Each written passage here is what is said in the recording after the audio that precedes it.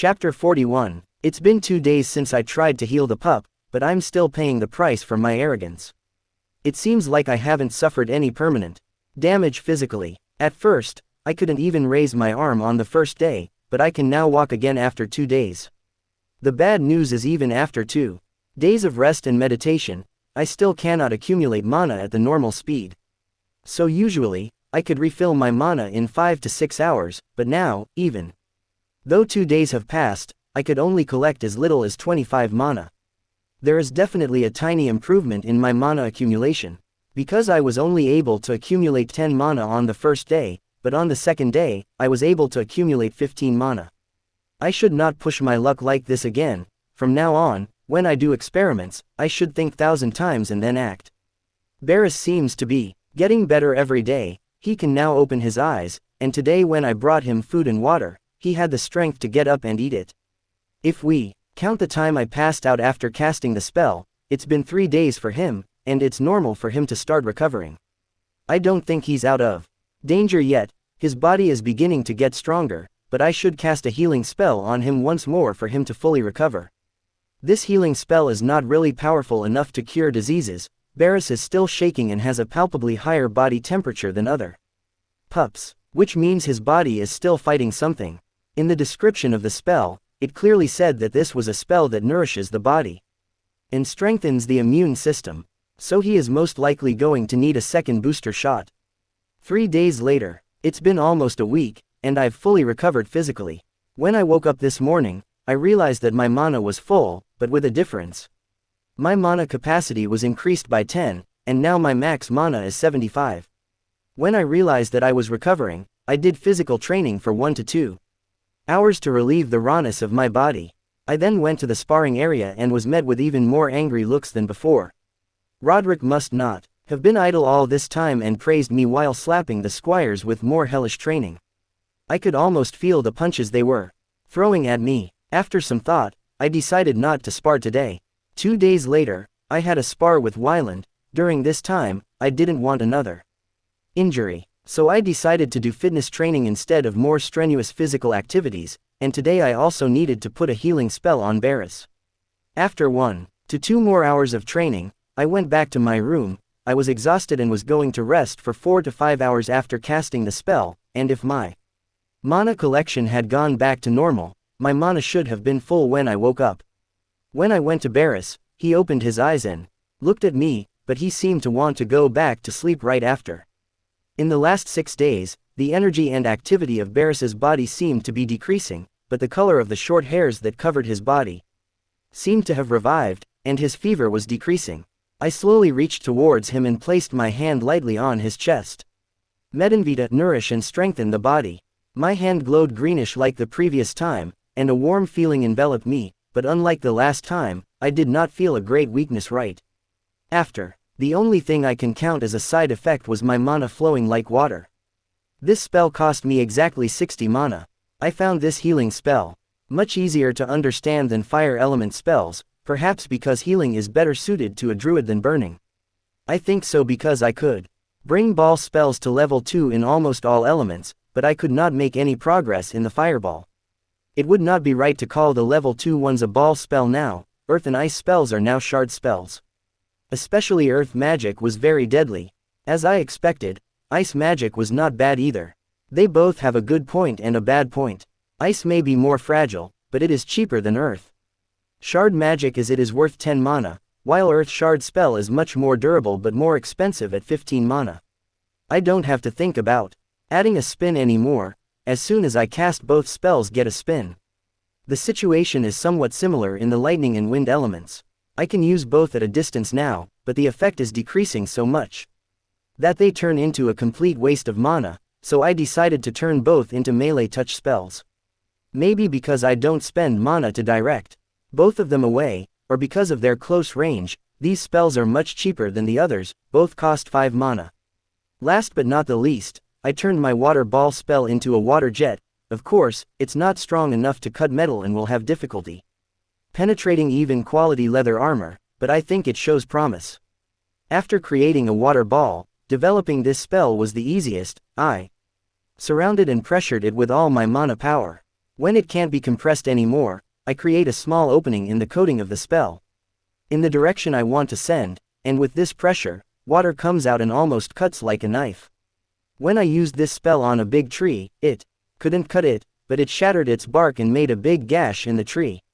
I can say that the biggest reason for my arrogance, which was the source of my attempt at healing magic, was that I was able to develop these spells 2 weeks ago. YAWNN. All that training took its toll on me. Now, I want to sleep. Let's see if my mana will be full tomorrow. Chapter 42. I woke up in the morning feeling fresh and completely healed, with no trace of mana deprivation left. My mana was completely full, and my body was full of energy. Heavy sigh. How good it is to have a healthy body again. I got out of bed and checked Barris, and I could tell that there was a mountain of difference between how he was a week ago and now. The hairs on his fur were no longer frayed and shedding, it had almost regained its color and shape. He was still skin and bones, but his appetite was good. I don't know what virus or bacteria his body is fighting, but I hope it's something his immune system can beat. It seemed enough to cast a healing spell once a week. When I cast this spell for the second time, now I could sense the mana trace in the body and see that it is still showing its effect. At the moment, other than guesses, I have no idea why this is happening, but almost dying boosted both my mana and body. I currently have 75 mana, 3.4 STR, and 3.6 SPD stats. With buffs, I could increase my stats to 4.2 STR and 4.4 SPD.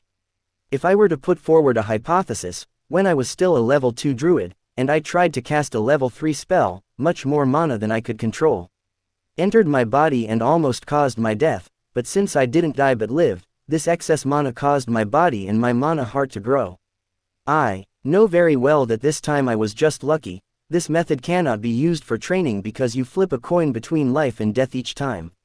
If I try to use this for training, the probability of death is many times greater than life. My match with Wyland had come, and I could beat him again because I'm physically much stronger than the last time, but I had a bit of doubt about Wyland's physical stats. In our previous fight, 3.5 STR and 3.3 SPD were the highest stats he used, but authenticate is not something to be trusted 100%. I think he had little opportunity to really use all his strength in the previous fight. Yes, he didn't underestimate me while fighting, but that doesn't mean he used all his strength, so I shouldn't act with overconfidence. So, I decided to take my sword, dagger and throwing knives with me. I had just put everything to my belt and was heading towards the door, when familiar voices started coming from the hallway. All the Stark kids were in front of me when I opened the door, and Rob raised his hand and gave a greeting. Hello there. Arya and Bran were very curious about the puppy, so we thought we'd come for a visit. They've been so curious for a few days now. Arya pushed Rob aside, stepped right in front of me, and asked with great curiosity and uneasiness. Ermir, how's the puppy? He's better now, isn't he? Nothing's going to happen to him now, right? Wow, slow down, Arya, you've asked 1,001 questions in 1 second, calm down a bit. I patted her shoulders to calm her down and continued. Let's answer all of your questions one by one. The puppy's condition is much better than a week ago. I can say he's starting to get better, but he's still sick, and we don't know if he can beat this disease. Only time will tell, but I'm doing my best.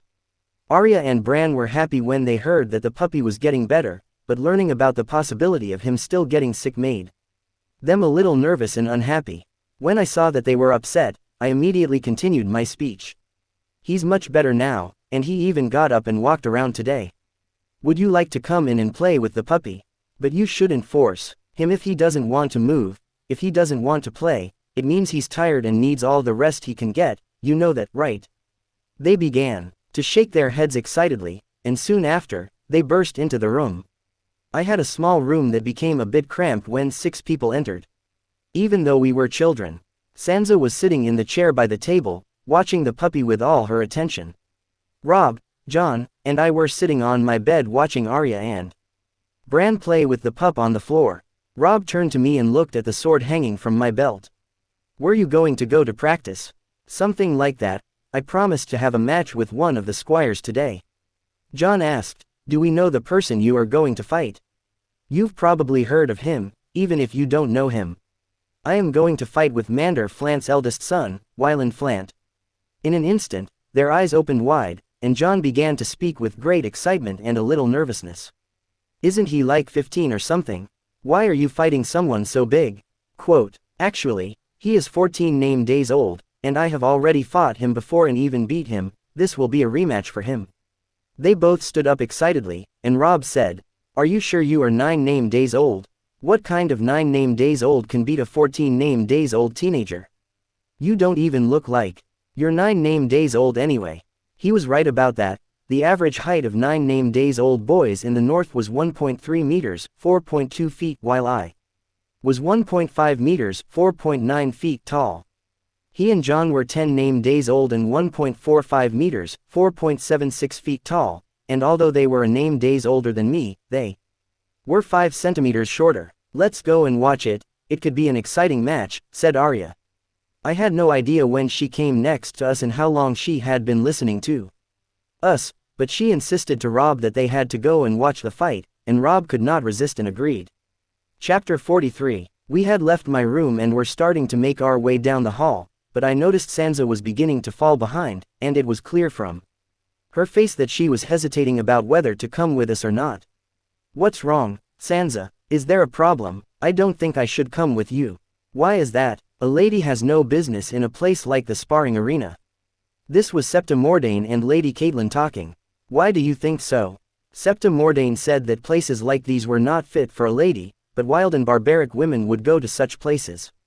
I sighed deeply. It was just as I thought. I heard other knights were talking in the sparring area. There was a lady named Mage Mormont in the House Mormont, and she was one of the greatest warriors in the north. Many have tasted defeat and death under her sledgehammer.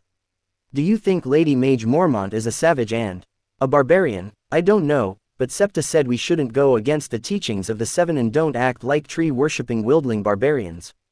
"Sansa, do we live in the south? Do you think Lord Stark, your siblings, and I are tree-worshipping barbarians?"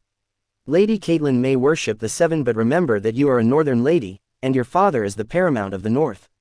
"Yes, women in the north may not be knighted, but that doesn't mean they can't be warriors. Only one person in the north can tell you what you can and cannot do, and that person is your father and certainly not Septa Mordane. If you want to come with us today, I want you to forget what Septa said and listen to your heart, and when you see your father, I want you to tell him what Septa said about the old gods to the letters." After our talk she decided to come with us. When I heard her, I smiled. There is still hope for her. Ellipsis ellipsis ellipsis ellipsis ellipsis ellipsis ellipsis ellipsis ellipsis ellipsis ellipsis ellipsis ellipsis ellipsis ellipsis ellipsis ellipsis ellipsis. As today's fight would be with blunted steel swords, we were fully armored as usual. I was used to the weight of the armor by now. It used to slow me down a lot and hinder my movement, but fighting with armor for a year got me completely used to it. We were both in the arena and watching each other closely, but today's Wyland was different. He wasn't displaying his usual cocky behavior. He didn't even open his mouth. When we came face to face, I raised my sword higher than usual and gave an opening in my lower body, but Wyland did not come to this bait. That's why I made the first attack, pretending to make a vertical cut with my sword in its high position, and at the last moment, I curved my cut to the left, attacking the left side of his body instead of attacking his head. But this attack failed. He suddenly positioned his sword well and stopped me, but without hesitation, I drew my sword back and tried to stab him in the chest. He moved faster than I thought, slid past my sword into my defense, and headbutted me. I was suddenly shocked, my nose hurt so much, and I lost my balance and stumbled backward. At that moment, he raised his sword and made a diagonal cut on my right side. I still couldn't keep my balance, but I saw the attack, rolled to the left, and opened the distance between us. I guessed that, but it was me who didn't take this fight seriously. He really didn't use his full strength last time. His current display of strength is 4.5, and his speed is 4.3, and I started the fight without buffing myself like an idiot. Volan Grives aspect of bear, Volan Kelly aspect of cat. The buffs took effect instantly, and I felt that my body was filled with power, but even though I got the buffs, I was still a little weaker than him. But was a little faster. I had 4.2 STR and 4.4 SPD. I stopped underestimating him and gave my full attention to the fight. I took a quick step forward and pretended to attack from the left diagonal, but at the last moment, I swung my sword over my head and attacked from the right diagonal. When Wyland realized he wouldn't be able to get his sword in time, he chose to take a step back instead of blocking it, and my sword made a nasty noise scratching the steel armor on him. From his left shoulder to his chest there was a big scratch mark and a bit of a dent. He was also aware that he couldn't retreat in time, but that's why the armor was being worn. He knew that nothing would happen to him and that his armor would protect him. This time he launched the attack and dashed forward, but since I was faster than him, I stepped back and positioned my sword right in his path. If he didn't stop, he would ram into my sword. This was the move he had been waiting for, and he quickly drew his sword back and slammed it aside. Touching my sword, he acted as if he was breaking through my defense again, trying to force me to take a step back, but I was no longer underestimating him and was able to predict his moves a little bit. He wouldn't have drawn his sword back if he wanted to get inside my defense and grapple. The fact that he drew back his sword meant that he was preparing for another attack, and from that position, he could only attack my legs. If I took a step back, my left leg would pivot and be defenseless. I pretended to fall into his trap and pretended to throw my right foot back, but as soon as he started to move his sword, I jumped backward with my left leg but at the same time swung the sword with my left hand at his head with all my might. There was not much power behind my swing as I jumped backward, but since it is an attack that will hit the head, it will do significant damage. Even if it is an attack that only uses my arm strength. By the time Wyland realized that his trap wasn't working, it was too late. He was going to take the blow to the head or sacrifice his arm. Of course, he chose to offer his arm. Just as my sword was about to hit his head, he thrust his arm in, absorbing all the force of the blow. But he would not return empty-handed from this exchange, as he was using his right hand to defend against this blow. At the same time, he took his sword to his left hand and tried to strike my right side, but I was expecting this. I drew the dagger from my waist and used it as a shield against his attack. This dagger was something I had Mikan custom made, one with a sharp edge and one with a blunt edge. The dagger had a thin blade and a U-shaped guard. Thanks to this guard, by twisting my wrist a bit, I would be able to seize the opponent's sword between the blade and the guard. That is why it would be of great use in defense, but I could not use this dagger all the time because using the dagger means holding my sword with one hand, which means a significant loss of power when attacking. My attack may not have been entirely successful, but from the state of his right hand, it was clear he couldn't use it in this fight, and his sword was now in my control too. I quickly slid the dagger I was holding in the ice pick grip along his sword before he could fully understand what was going on, and at the same time, releasing my sword grip a little, I flipped my sword upside down and struck a hard blow right on his face with the pommel. I didn't want to damage Wyland permanently, so I hit him on the right side of his helmet. He began to stagger badly from this blow to the head and fell to his knees. The blow may have caused a mild concussion, and I put my sword to his neck.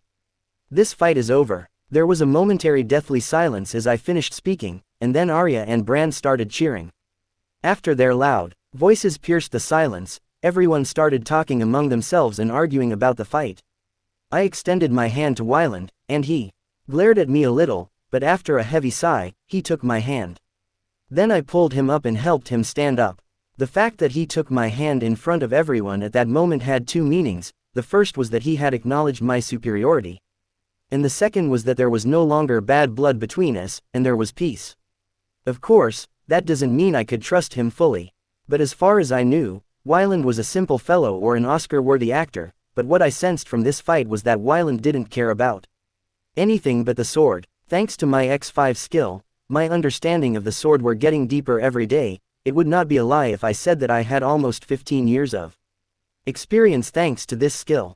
This fight made me understand Wyland much more deeply. Every blow, every block, and every step were, in my eyes, thousands of hours spent training. Chapter 44, 283 AC. Paw of Wyland. I can't believe I lost to a 9-days-old boy even though I fought with all my might. Yes, I was defeated in our first fight as well, but at that time, no matter how much I didn't want to underestimate him and tried to fight him seriously, but I didn't use all my strength from the get-go. I think I used around 70% of my strength,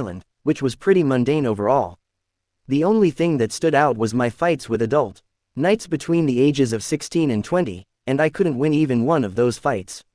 They were all far superior to me physically, but most of them were inferior in talent, and they were aware of it. Fighting most of them, I could read them like a book what they would do and when they would do it, but even if I could see the future, it wouldn't mean anything unless my body could follow this information. They were so much faster than me that my body couldn't even if my eyes could follow them. Even the weakest had 6.7 SPD and 6.9 STR, the strongest being Hugo Moss. I don't even think I was able to really push him in the fights. He is a major bastard, but he was definitely strong. Till my fight with Hugo a few days ago, I thought I was pushing him, but I was terribly wrong. I had a breakthrough in my buffs while I was in Wolfswood the day before this fight. Now my buffs provided 1.5 stats, my speed was 4.2, and my strength was 4. I thought Hugo had 6.9 speed and 7.3 strength, but I knew even with my buffs, I would still be defeated by him. I thought at least today I would be defeated without being crushed. He was still winning, but he suddenly showed a higher power when he couldn't crush me in combat. 7.3 speed and 7.8 power, and I don't think that's his peak either. He was serious, but he wasn't trying to kill me. I didn't see him as a scumbag because he defeated me. As I said, I was losing to all the knights, but this bastard would keep striking at me even when I was falling to the ground beaten, and almost always kicked me when I was on the ground, while no one was looking. It was very clear from his actions and words what his problem was with me. I was a commoner, and he was a member of House Moss. He was displaying purely classical minor noble behavior because they had to obey what all the other powerful houses said so that some bones would be thrown in front of them. Still, at the same time, they felt all those tail waggings were beneath them, as a result of which they would turn their anger against those they saw as weaker than themselves. He may be physically superior to me for now, but the fact that he was a tiny man in my mind would never change. Chapter 45, 284 AC. I was able to make breakthroughs in my buffs in these 6 months, not because I worked in the space, but because I worked in Wolfswood. Yes, the space's mana quality is much higher than Wolfswood's, but I realize there is something fundamental in Wolfswood that the space does. Not life, because there isn't anything else besides me inside the space. Its mana is pure without any affinities. Plants, animals, and all that. Vibrant ecosystem ensure that the mana of the forest is filled with the attributes of nature, thus making it much easier to grasp the nature spells. And nature mana in the forest. Thanks to this, my buffs have improved even more, and now I can even shape trees thanks to newvideo and tangle. I can't change the shape of trees very quickly, so I can't call it a spell yet. Right now, it's a cantrip. Thanks to this cantrip, I created a hut in the forest center by bending the trunks of 4 trees and shaping their branches. The center of the forest is like a focal point. The mana flows from the outside of the forest towards here, goes back to the ground, and spreads to the whole forest again while feeding every root. I have a high affinity for nature mana, probably because I'm a druid. Because in the 6 months I spent here, I accumulated more mana than the mana I collected in a year, and now I have 91 mana. My mastery of 2 elements has increased thanks to this forest. As I said before, the first was the nature element, and the second was the earth element that nourishes the nature. Formohiba mold plants is the cantrip I used to shape plants. It is a cantrip, not a spell, because it becomes increasingly slower as the controlled plant size grows. It took me days to form this hut, even a sloth can outrun the moving branches. Formotegan mold earth allows me to move soil or stones like the Formohiba. It becomes slower as the size of the soil gets bigger. But this one is not a cantrip because I can use this to break my enemy's balance. With this spell, I can move a maximum of 1 cubic meter, 35 feet cube, of soil. I tried this on animals, and when I moved the ground under their feet, they tripped and fell, even though they were 4-legged. If the moved earth is as small as the place where a person's feet are, the speed of the soil's movement is enough to trip a person. The next spell has become one of my favorites, Primiferous Primal Savagery. Thanks to this magic, my nails turned into 3 centimeters, 1 inch long. Razor-sharp claws. They were like the perfect hidden knife. Of course, these were still nails. They couldn't pass through armor or bones, but they could rip the skin and muscle. I felt like Sabretooth from Marvel while I was ripping open the belly of a pig I had caught, but there was a drawback to this spell. If I used it for too long, my hands started to hurt like hell. Because the human hand wasn't designed to claw things, this spell only strengthened my fingertips and nails, but the other bones in my hand, especially my phalanges, were still normal bones. The last spell was the Teganspy Earth Spike, which, as the name suggests, was an offensive spell. It was much weaker than Teganden Earth Shard in terms of damage, but there was one point where it was superior to Earth Shard. Earth Shard is a spell that takes time to reach the target and to form, but the Teganspy Earth Spike comes out from under the target instantly. It is very suitable for ambush strikes. Another breakthrough was within the range of Promodyne's Locate Animals and Promohiba Locate Plants spells. While it used to work only in a 1 kilometer area, it has now increased to a 2 kilometers area, and I noticed another usage area of Promodyne's Locate Animals from these spells. I can use this spell to find humans within 2 kilometers. After all, humans are also a type of animal, so I can work on my spells comfortably in the forest. Previously, these spells lasted 15 minutes, had a cooldown of 30 minutes, and cost 10 mana, but now last 30 minutes, have a cooldown of 15 minutes and cost 5 mana. Since I realized I could locate people with this spell, I have been doing this before starting every magic training. Promodyne's Locate Animals Human. I felt mana coming out of my body like a wave. It wasn't coming in contact with anything as usual, and I thought it would be a comfortable training time today as well, but after a few seconds, I started to see glows in the spell's range. It showed that there were people in this area, and there were about 20 people as far as I could tell from the bright spots. The dots were moving around each other like busy ants, and suddenly one of the glows went out. I wondered what had happened. 30 minutes couldn't have passed, and they were not near the border of the magic field. These people were about 1.5 kilometers away from me. I could only think of one explanation for the disappearance of the glow: that person was dead. Then the reason for this high movement must be fighting. I had a sudden curiosity, but at the same time, alarm bells were ringing in my head. I wonder if I should listen to the voice of common sense and stay away, or should I listen to the voice of my curiosity and go and look? It was not a difficult decision at all, and the answer was obvious.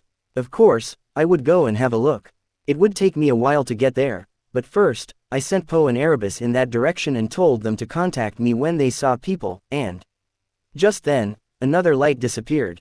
I was running at full speed and was already starting to hear faint screams and shouts. Just then Poe made contact. "Daddy, we got to where the people are, and they're fighting. 1, 2, 3, 18, all one of them died, now 17 left." "No, there are 10 people. Stupid Erebus, because you only know how to count to 10, that is why you are saying 10 people." "Daddy, don't believe Erebus, there are 17 of them, oh one of them died again, now 16 left." It felt bizarre. Poe and Erebus quarreling was like the fucked up version of Sesame Street. People kept dying, but they kept counting.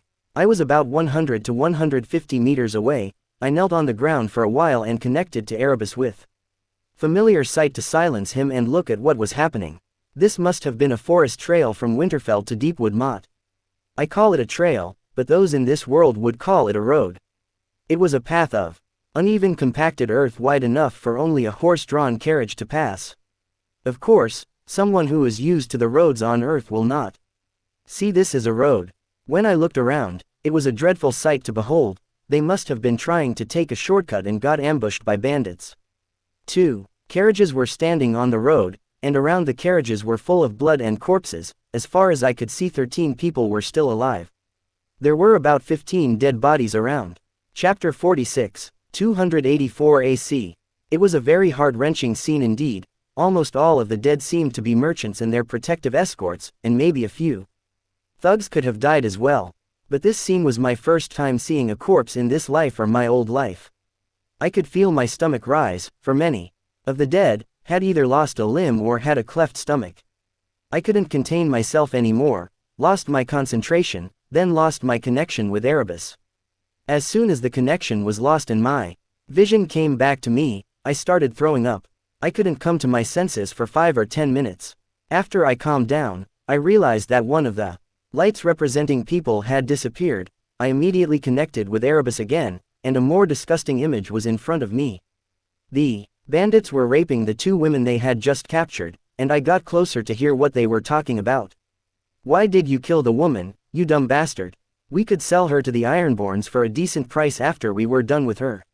You're the real idiot. Do you have a death wish to get into trading business with the Ironborns? There's a reason those sea rats always say iron. Price, they pay in iron, not gold." The bitch almost took my eye out. What if she's dead? Her body is still warm, it still works. While laughing maniacally, he started to go towards the other woman and slowly pushed the knife in his hand into the woman's stomach while ripping her clothes. I don't know what happened, but all my nausea and disgust suddenly disappeared. All that was left was a flood of unbridled rage, but I was not losing myself in this rage. On the contrary, my conciseness was feeling colder and stagnant. The only thing that was out of control was that Primaferous primal savagery was cast even though I didn't activate it, and the weird thing was that I didn't spend any mana either. It feels like there is a thin membrane between this rage and my conciseness. I had a feeling that I shouldn't have let this rage tear the membrane and affect me, have to try and control this rage. I started breathing deeply, and regularly and channeled my mana toward the membrane I felt inside. Slowly but surely, the anger began to subside, and the transformation, similar to Primaferous primal savagery, was slowly being reverting back. These human-shaped pieces of shit, it would be an insult to call them shit.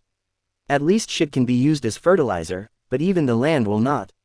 Except these bastards. These vile creatures have helped me to understand much better the medieval world I live in. They have made me face again the reality of how dangerous and how wild a world I am in, and I had to thank them for it, so I decided to give this thank with the brutality that they love so much. I currently had 75 mana. I would spend it all if needed in this fight and won't let any of them escape. After getting within 70 meters of their location, I reconnected to Erebus and carefully scouted the weapons they had in their positions. It was about 10 minutes before the end of Promodine's locate animals. Actually, it doesn't matter if I keep their locations in mind, and I just had to Find the ones with ranged weapons. Of the 11 thugs, 5 were loading valuables on horses, 4 were scouts, and the other 2, I think, were supposed to be leaders because these 2 scumbags were defiling the poor women's bodies while everyone else was doing something else. Only 4 people had bows and arrows. Some of them could have concealed weapons like throwing knives, but from the distance from which I would start my attack, these would have no effect. I had to kill these 4 scouts before the others realized what had happened, for which I had to shoot each of them in the head so that they were neutralized without a sound. My archery practice for 3 years was really going to come in handy at this moment. I had to get closer as I had to shoot them all in the head, so I came to a distance of 40 to 50 meters and took my place behind the bushes. When I stood up, all 4 watchmen would be in my direct line of sight from this point. They couldn't see me because of the bushes, and the sounds of Poe and Erebus murders made the sounds of my movement unnoticeable in all of that cawing. I'm really good at fast shooting, but since my hands are still small and I haven't reached the physical peak, I could only hold 2 more arrows at hand, except for the arrow knocked on the bow. I prepared myself for the fact that moments later, I would be killing people even if they were criminals. I took a deep breath and cast the Promodyne's Locate Animals spell again because it was about 5 minutes before it expired. After one last deep breath, I drew the bow and, as I jumped to my feet, sent the 3 arrows to my target one after the other. Swash, SWOSH, swash. 3 arrows had reached their target almost simultaneously and instantly took all 3 lives.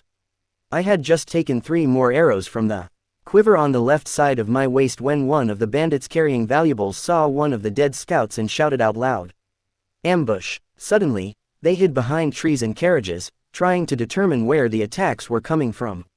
Thanks to my superior eyes, a distance of 50 meters seemed like a distance of 5 to 10 meters. So, I could see the other archer hiding behind one of the trees and trying to look around from there, but it didn't seem possible for me to shoot him. Just then, something occurred to me. I knocked an arrow into my bow, aimed at the tree from the side the archer was trying to look at, and let the arrow go. SWOSH. The arrow glided quickly and tangentially struck this tree, causing large pieces of bark to shatter and spread. Since these pieces were on the side the archer was trying to look at, these small pieces of wood had pierced the right side of the man's face. The archer screamed in pain and stepped from his hiding place without noticing. Right at that moment, I put an arrow through his chest. But while I was focusing on the archer, the other bandits must have found my estimated location as they were attacking from both sides, trying to surround me. As soon as I realized this, I also started to change location.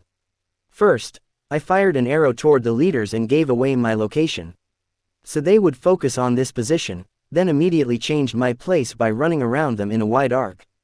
But I ordered all my crows and ravens to cackle and flew at close range to the bandits so they would not hear my movement because of all the bird sounds. Chapter 47. Thanks to Promodyne's Locate Animals, I could see the location of each one very clearly. I was going around them at a wide angle, and they were starting to close toward my previous position. There were only 7 left, and I still had 65 mana, which meant 6 level 2 spells or 12 level 1 spells. I started to smile slyly. They had no chance. While they thought they were surrounding me, I passed behind them from the left. The duo, whom I assumed to be the leader, did not follow behind me. They were looking this way from behind the carriages, but they were not approaching the woodline and stayed on the road. The death of 4 men in a few seconds must have made them think there was more than one archer, or they were complete cowards. Let's get them to shit a little more. Sambrar, fog cloud. The spot where all 5 bandits started to gather was suddenly covered in fog. I could hear their screams of surprise and fear, and I could also see them trying to find each other, almost blindly, as I opened my heat vision. I started making a Teganden, earth shard, in each hand, but I kept their shape round so that when I cast the spell, it wouldn't pierce through their bodies, but when makes contact, it would catapult them back with a crushed rib cage. Because I made them round, they looked like 30 centimeters, 12 inches diameter cannonballs. I fired both spells, and it took for a second to reach the target. One was shot right in the chest, while the other was shot in the back, but the result was the same. Accompanied by the sounds of broken bones, they flew about 10 to 15 meters in the direction of the carriages, and with this acceleration, They crashed into a few trees, and their corpses turned into a bag of mangled meat. As the remaining 3 men in the fog did not see what had happened to their 2 friends, they had no idea what to expect or be wary of. Still, the 2 of them by the carriages had clearly watched in horror as the corpses flew off with large boulders, smashed into trees, and turned into mangled sacks. Damn it, what's going on here? What threw them this far? We have to get out of here. Let's run away while the goddamn thing in that fog is occupied with the others. Both of them were getting ready to get on the horses, and they loaded the stolen goods and ready to escape. Thanks to the heat sight and Promodyne's locate animals, I could follow the other side of the fog and even what the duo was doing about 30 meters away, and it was clear that they were about to escape. I'm sorry, but I can't just allow you to leave like that. We are having so much fun. I quickly started running towards them, and just as they were about to get on their horses and run away, I was able to get within 20 meters and cast a spell in no time. Udrad Nyes command animal horse, Udrad Nyes command animal horse. Drop them and run. As I had ordered, the horses were suddenly going crazy and trying to throw their riders off them. It was almost like watching a rodeo, but I couldn't get caught up in it because I could sense through the heat sight 2 of the other guys spotted me and were coming towards me. When I turned around, I could see they were both running toward me, and they had hideous smiles on their faces. These 2 idiots didn't realize that I was responsible for the deaths, and they were probably coming to take me hostage. When they came to a distance of almost 10 meters, they were running side by side, and I couldn't help but seize that opportunity.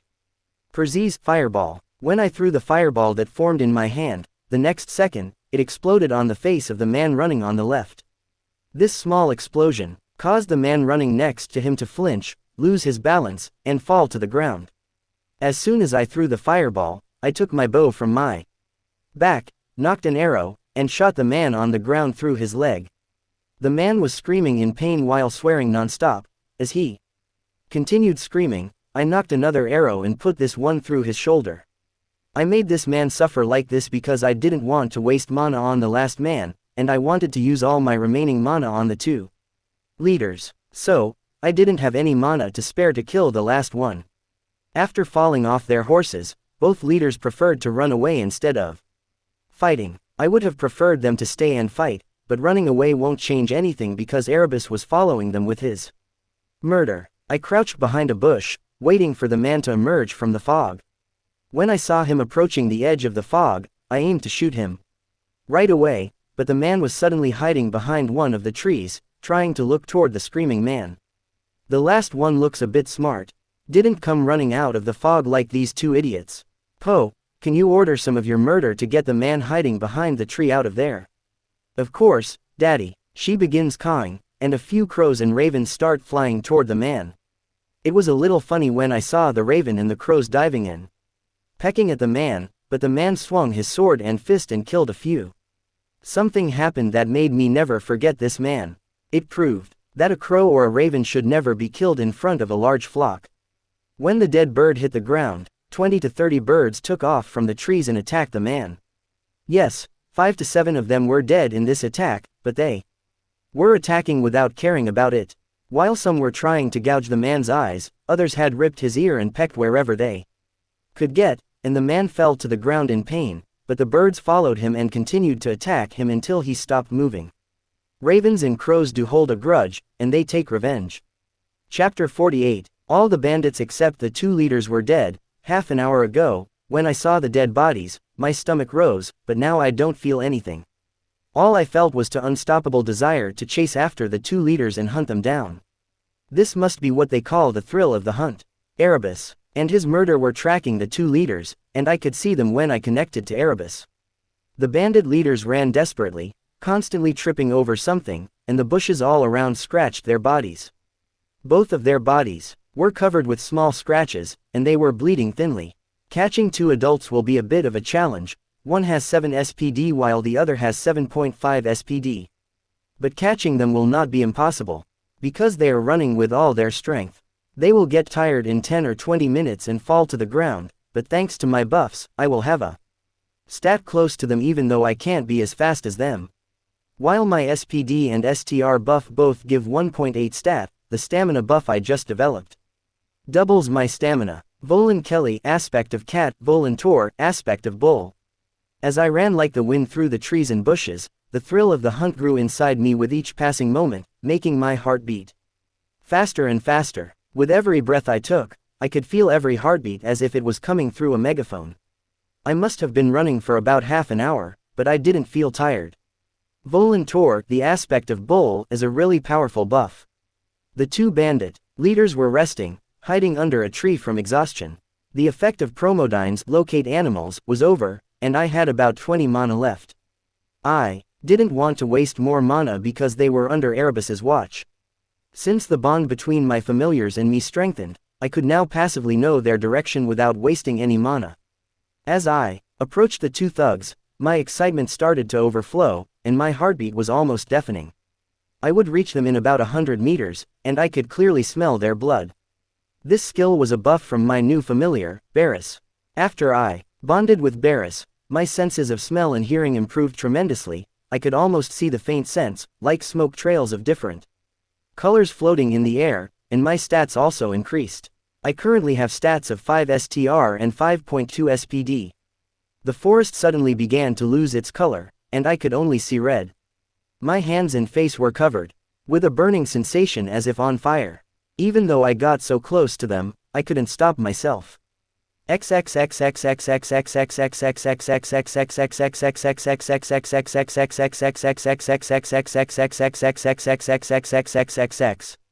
Pav bandit leader. What a goddamn day. However, how well the day had started. We had successfully ambushed a wealthy merchant caravan and had lifted loads of loot. What a beautiful massacre it was, and I was in total control. I could still taste their horror-filled begging for mercy. But 4 of my men were killed by arrows instantly, and the others were crushed under massive boulders. I don't want to know in any way what kind of creature threw those stones. I'm drained and can't take another step. I hope it can't track us. I turned to look at my brother. He looked like he was going to pass out from exhaustion. I kicked his leg. Hey, asshole, if you are not dead, let's get up. That's enough rest, we gotta go. I had already thrown out my spear while running because I didn't have the strength to carry a weapon anymore. I felt very exposed because I was unarmed. We were just getting up when all the birds in the trees started flying and cawing at once. This cacophony took over the silence of the forest. It didn't feel natural at all. Something must have frightened these birds.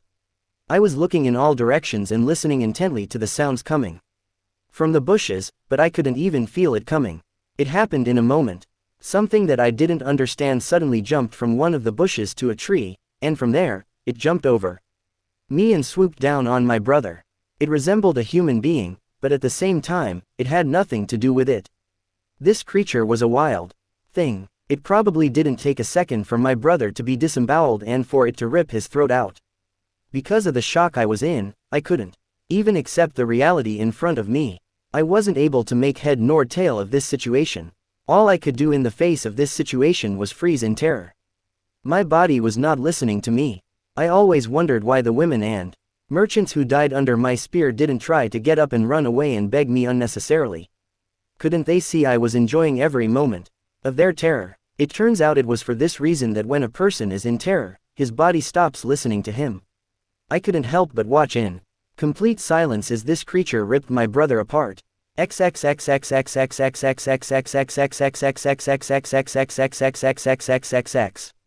Pav MC. I think I blacked out, and when I came to myself, I was on top of a ripped apart corpse. My face and hands felt wet, and a metallic tasting liquid was in my mouth. When I raised my hands, what I saw were claws. Did it happen again? Primaferous primal savagery became active before I cast the spell. I had a very different feeling on my face, too. I brought my hands to my face while being careful not to scratch my face with the claws, and what I felt was unbelievable. I had a snout like a dog or a wolf and rows of sharp teeth. What was happening to me when I realized that the liquid in my mouth was blood? It wasn't hard to understand what had happened to this corpse before me. At this moment, I realized that I was following 2 people and felt a presence behind me. When I turned back, I saw a man, out of his mind with fear. If I didn't know what kind of psychopath he was, I could really pity this man. I'm seeing this for the first time in my life right now. The man's hair was starting to turn white with fear. He was holding his mouth so tightly as not to make a sound that his nails were beginning to cut the corners of his mouth. When he saw me turn towards him, his eyes widened, and he suddenly stopped breathing. RAAAWWWRR. What should I do? He was staring with such horror that I couldn't help myself from doing it.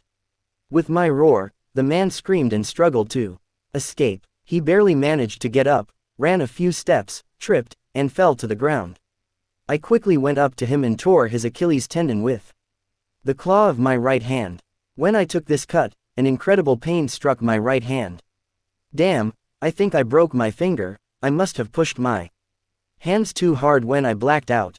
Chapter 49, 284 AC. My hand was hurting badly, and the ache rippled like giant waves.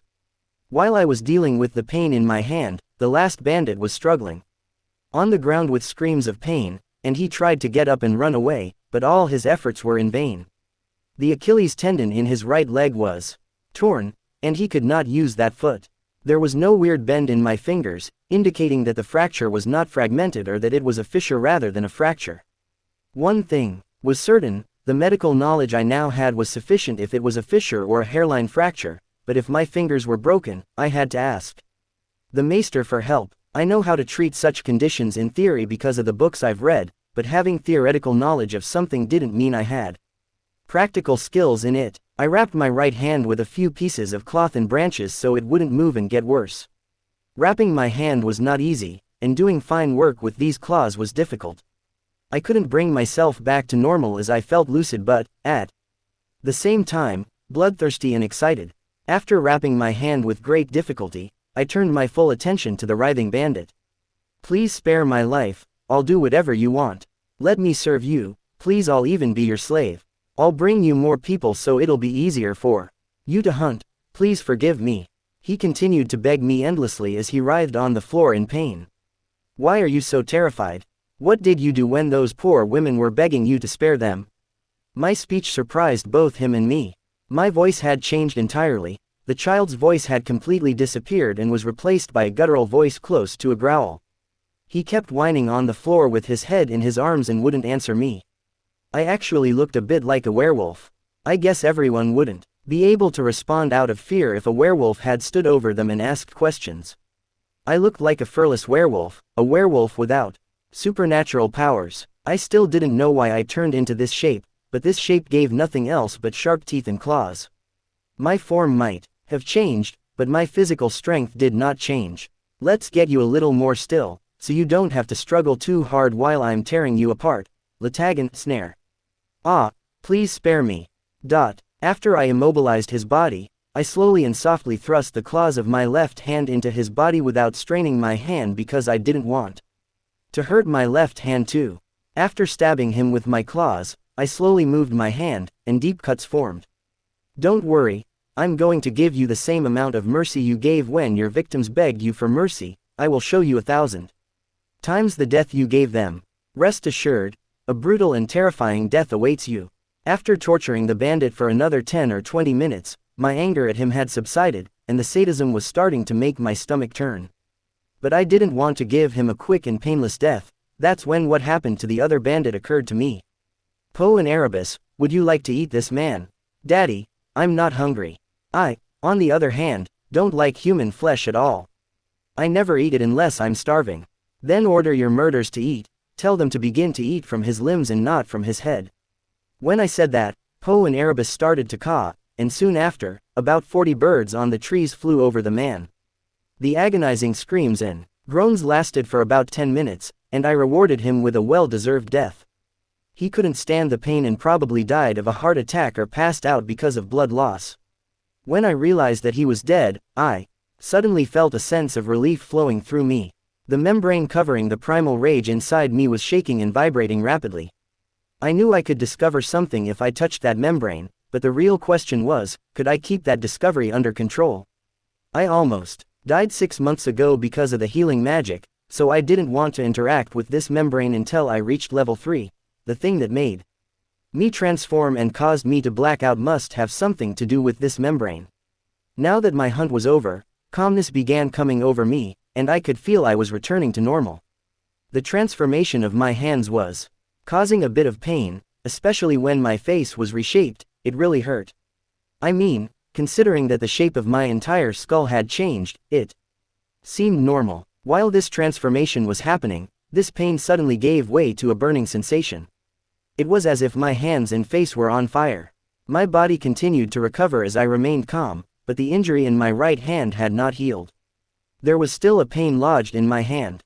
The bandages and branches had loosened and fallen to the ground because when my hand regained its size, it was almost half the size of a clawed form.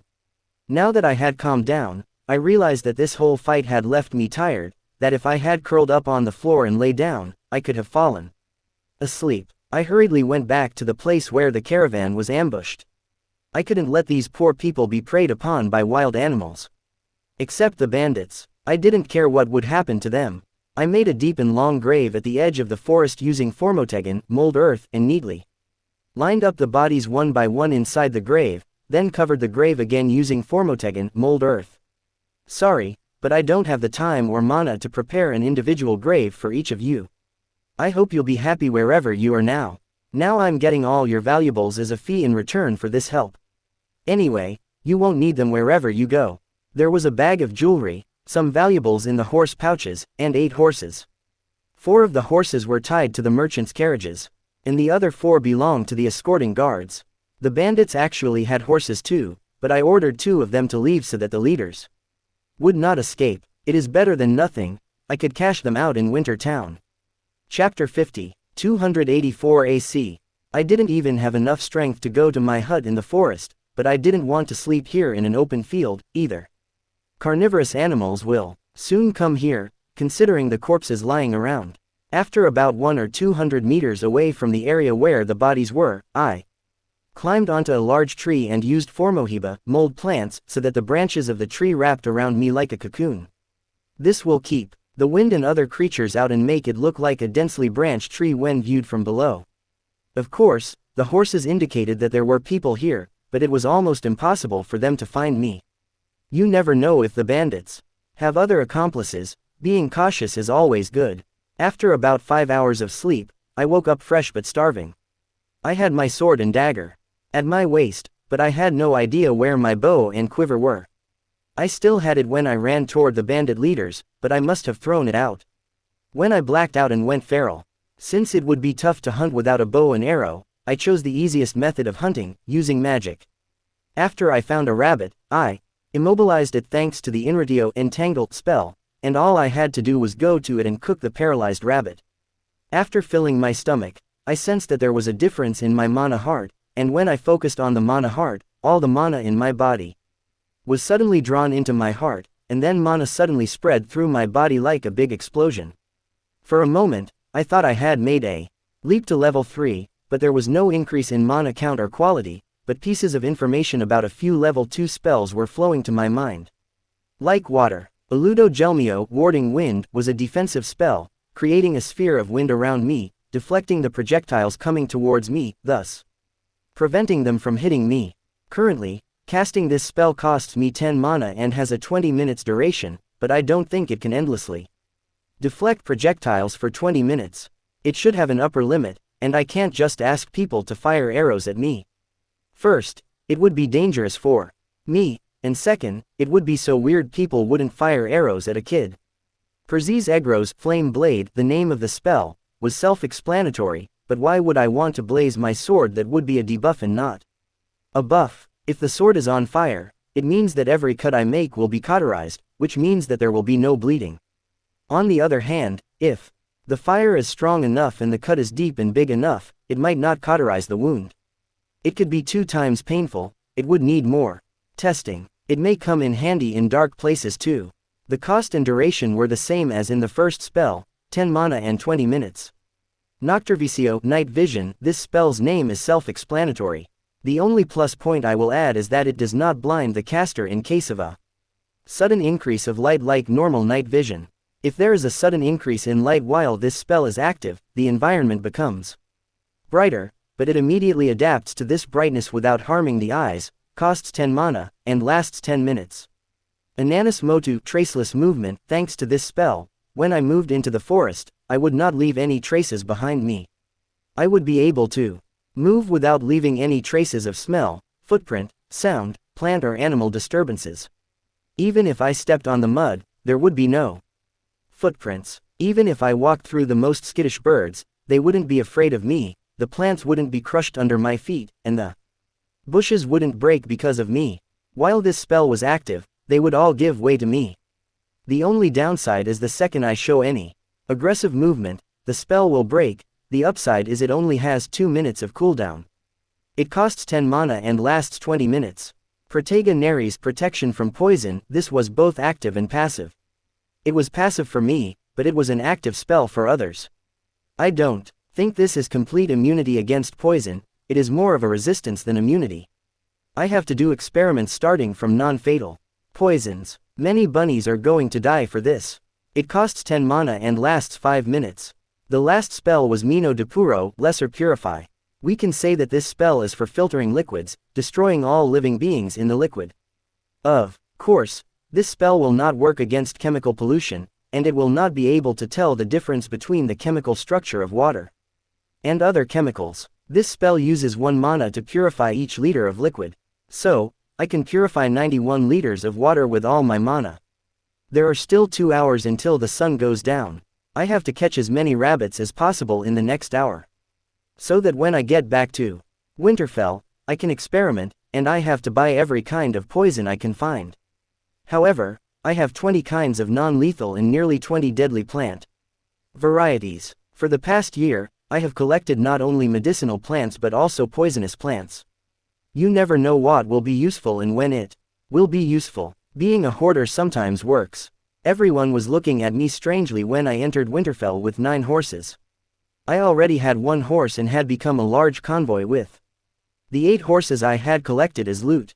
Although the guards recognized me, they did not allow me to enter without explaining the situation.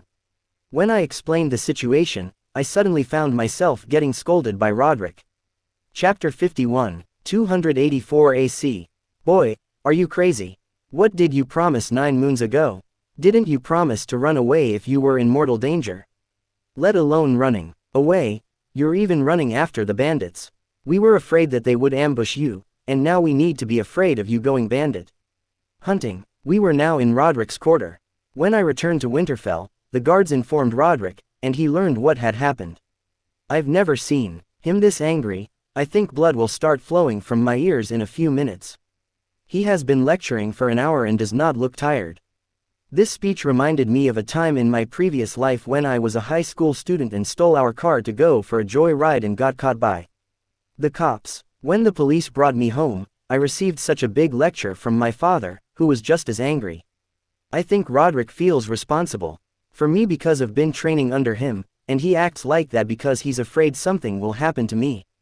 Boy, are you listening to me? Yes, I'm listening. While hunting in the woods, I saw bandits raid a trader's caravan and slaughter all those poor people. I got so angry that I was blinded by anger for a moment and wanted to tear them all apart. At first, I backed off, and after some thought, I realized that if I could kill their archers right away, I was strong enough to destroy them all, and I was right about that. It wasn't hard at all to pelt them with arrows. After all, these were not trained soldiers, and after 6 or 7 of them had died, they all began to flee like cravens. I don't regret what I did. I would do the same thing again if I encountered a situation like this. There is only one thing I regret, not being able to get there 15 or 20 minutes earlier and not being able to save those people. At least, that is what I want you to think.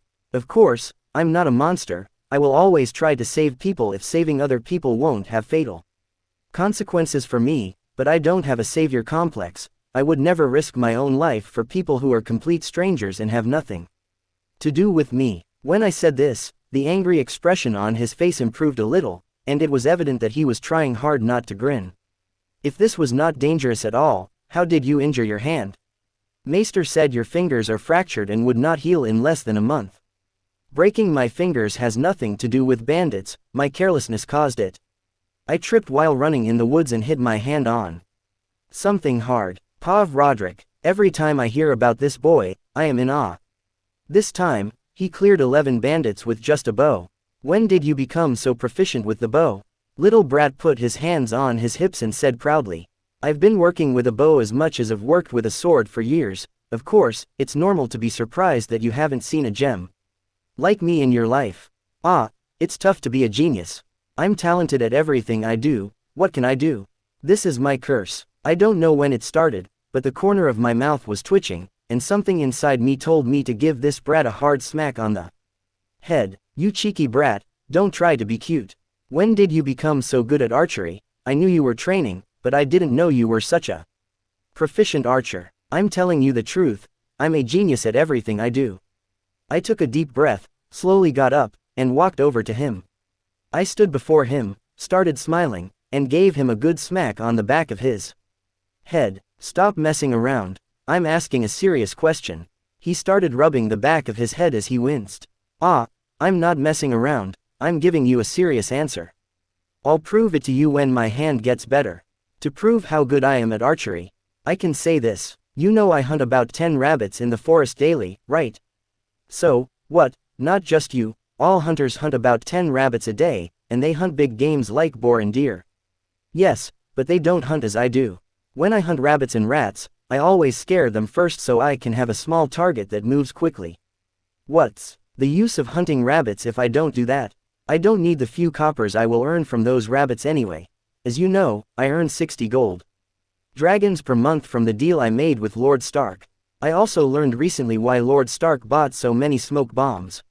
He gives these bombs to scouts and patrol soldiers, when ambushed or in a bad situation, they can use these bombs and have the chance to escape or get in a better position to fight. Quote, yes, it was not a confidential matter. Thanks to you, many soldiers could escape from bad situations that would normally have killed them. Which maniac practices archery by first scaring the rabbits and then hunting them down? How many archers in Westeros can regularly shoot down an animal that moves so unpredictably and fast? Wait a minute, I just realized. Did you just say you're hunting rats too? Why are you hunting them? I'm sure I'll regret asking this question. Because it is more difficult to shoot them, already skittish animals. When I scare them, they run from place to place with all their might. I don't find it difficult to hunt rabbits anymore, it's more fun to hunt rats, and sometimes I even miss them. I usually get 10 out of 10 with rabbits, but with rats, I average at 7 out of 10. What kind of monster are you? You are definitely not human.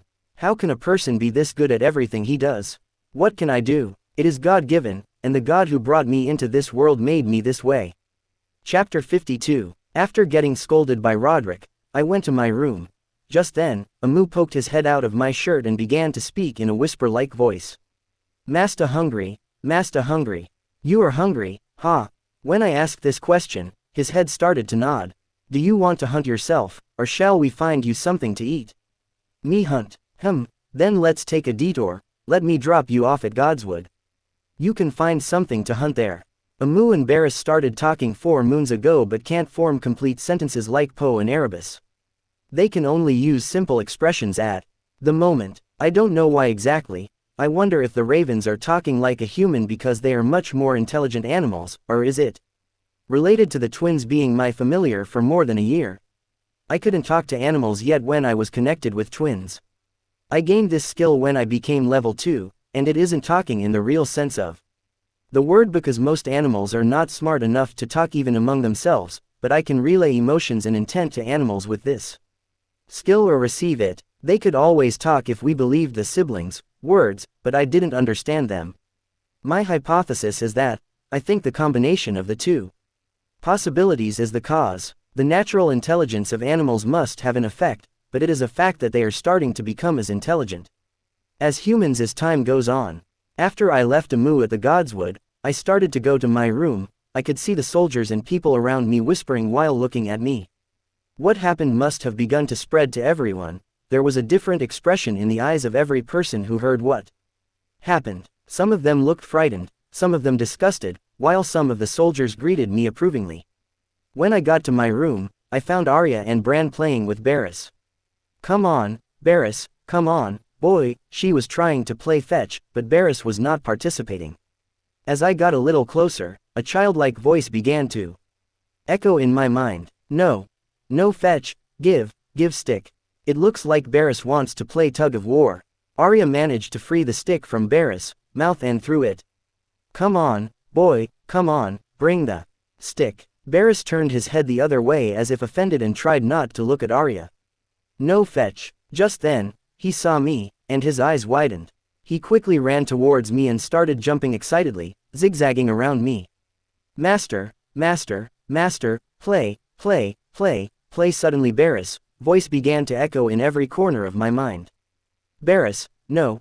Sit down, listen to me, be good. Good boy. He had calmed down a bit, and I started to scratch the top of his head. He liked this, but he was still nagging me. Play, master, play. His voice was no longer excited but more pleading, and at the same time, he was making a sound like crying. He was wielding a puppy's biggest weapon.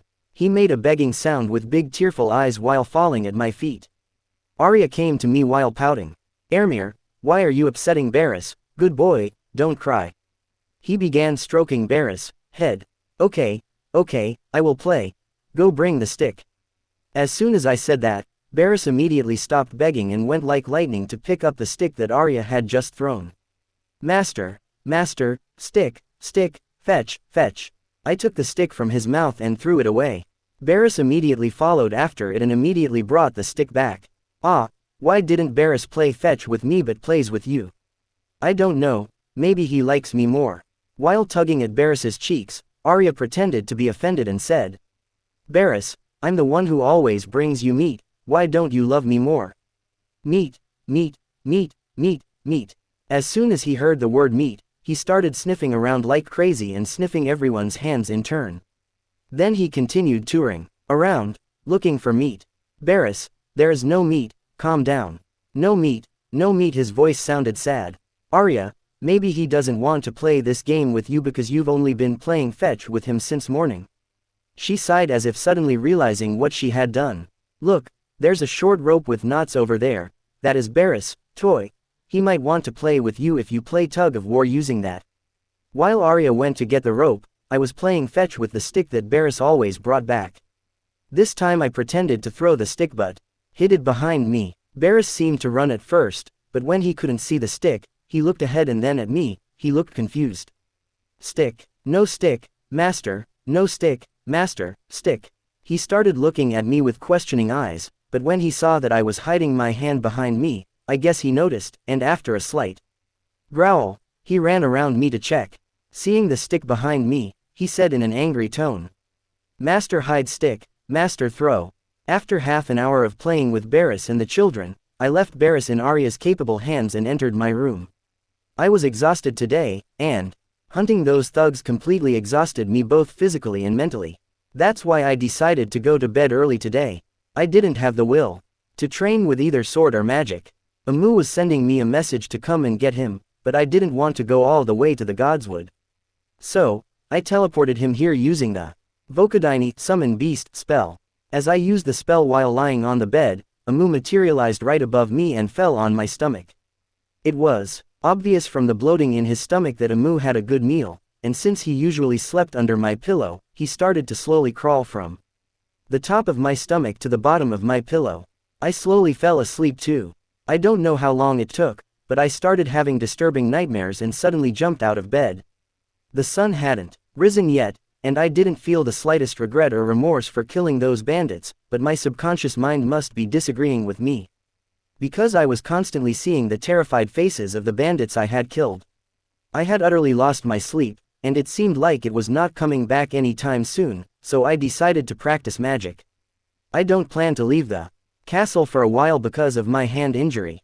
For now, I was going to do my training in the training space. Over time, this area had grown from 4 by 4 meters to 20 x 20. First, I wanted to meditate to calm myself down, so I sat where I was and closed my eyes. Just when I started to feel tranquil, an unbearable pain struck my chest. Ah. I opened my eyes with a scream of pain, and I couldn't believe my eyes. I had a spear in the middle of my chest. I started to feel as if I was underwater, drowning, but the cause was not water, it was blood. I opened my mouth and tried to say something, but nothing came out of my mouth except wheezing and blood. Oh my God, What an unbearable pain. I couldn't move or even think because of this pain. Just at this moment, a second pain sprung up, and this time it was coming from my right shoulder. This must be a nightmare, I must still be dreaming. I tried to open my mouth and scream, but no sound came out except a low groan. There was a sword sticking out of my shoulder. My throat was completely filled with blood, and because I couldn't breathe, I felt a burning sensation different from anything I had ever felt. The pain caused by weapons began to fill me, and only one thing reverberated in my mind. Is this what it feels like to die? Chapter 53. That incredible pain was now over, but everything was in complete darkness. Have I come to the end of another life? Ah, it was a short life but fun. While I was brewing in self-pity, a ray of light appeared in the pitch black. It must be the Rob. He must be coming to take me back, and I even failed the mission he gave me. Ha ha ha, I don't even know the mission yet. He said I'd find out when the time comes. Wait a minute, how the hell did I die? I was meditating inside the training dimension, and suddenly I was pierced in the back with a spear and sword. How is this possible? While these thoughts were echoing in every corner of my mind, the light coming from the opposite direction was getting bigger, and suddenly everything was flooded with light, and I found myself in a white room. Isn't this the training space? What's going on here? Why did I go back to the training space? Didn't I die? Suddenly, a great terror came over me. I couldn't understand what was happening. Just then, the spear that pierced me came to mind, and I started looking around like crazy. As I turned behind, a spear pierced my stomach and went out of my back. Damn, it hurts so bad. Again, an excruciating pain started to vibrate through my body. I was paralyzed, I couldn't move, and my eyes couldn't focus. There was a humanoid silhouette in front of me, but I couldn't tell if it was human or something else because my eyes wouldn't focus, as if looking through frosted glass. While trying to take painful breaths, anger started to rise inside me, and my strength started returning. With this anger, I tried to grab the silhouette before me, but I couldn't grab him because of the spear. Yet I lunged with all my might, and I could feel the spear continuing to advance through me. I approached the silhouette and grabbed it by the arm. My eyes were starting to focus. Was this what they called the last burn before death? I could see clearly now, but I couldn't believe my eyes. He was the bandit leader I killed in the forest, turning me into skewered meat for the second time. Just then, another bandit swung his sword at my head, and everything went black again. I was in this pitch black darkness again, and a light was starting to approach from afar, but the terror and panic I was in did not decrease. On the contrary, it was increasing. Before I could understand what was happening, I again found myself in the white room. This time I immediately started looking around and saw bandits standing about 5 meters away. There were so many of them. The leader, with a spear, quickly approached me and lunged. I panicked but managed to cast the Kursumbi Oakshield spell in time. I was covered in bark-like armor on both my arms, from my wrists to my shoulders, and I took my guard by crossing both arms in front of my chest. Just as the tip of the spear touched my right forearm, it felt like I was hit by a truck. This blow sent me flying several meters back. The strength difference was too significant. My heart kept beating like it would jump out of my chest, and there was a deep dent in the armor on my right arm. I drew the dagger from my belt and quickly approached the bandit as I deflected the spear with my right arm. I wanted to slit his throat immediately, but I noticed another bandit swinging his sword from my left side, so I had to step back while swinging the dagger. My dagger cut the bandit's throat, but it was superficial and didn't do any severe damage. Attacks were falling on me from all directions. I couldn't let them surround me. So, I cast the Sambrar fog cloud spell and tried to put distance between us, but they continued to attack without fear. It was obvious that they were attacking me blindly without seeing me. As I ran backward, my back hit a wall, and I had reached the end of the damn room. I couldn't stand here, or they would surround me. I turned my heat sight skill on and observed the bandits. They were running around blindly and bumping into each other occasionally, but they were slowly adapting. I had managed to calm myself down a bit, but I still couldn't hear anything other than my heartbeat. Meanwhile, I began to prepare 2 Tegandan Earth Shard spells, and just then, one of the bandits noticed me and started coming toward me. I had to cancel one of the spells because it wouldn't be ready in time, so bad that mana was wasted. As I cancelled the spell, I immediately cast the Latagan snare spell with my empty hand. The man tripped and fell. I plunged my dagger into his neck and took the sword from his hand. Meanwhile, I threw the now ready Teganden earth shard to the two bandits in a line.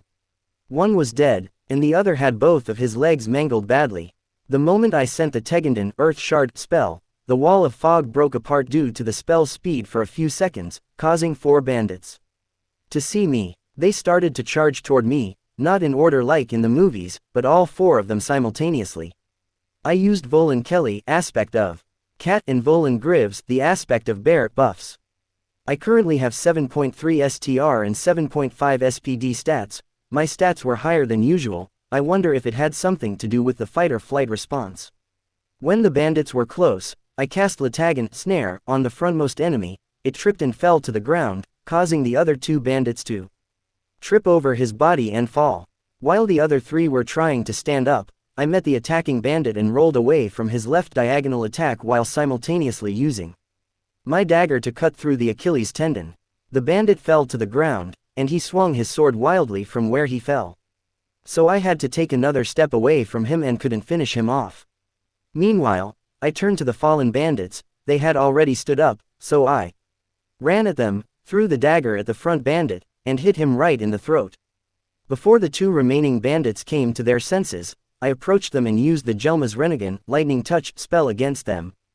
Both. I had never used this spell before as it was only effective within 5 meters, but it was really deadly. The reason I used this spell was because I had calmed down a bit more and, thanks to that, realized how much mana I was wasting on level 2 spells. I had only 25 mana, but 6 healthy and 1 injured enemy remained. At this moment, the bandit whose Achilles tendon I cut limped to his feet. But he could not put any weight on his leg. So, he started bouncing towards me. Are you kidding me? They acted like the whites in the stories old Nan told the Stark children, monsters incapable of feeling fear or pain.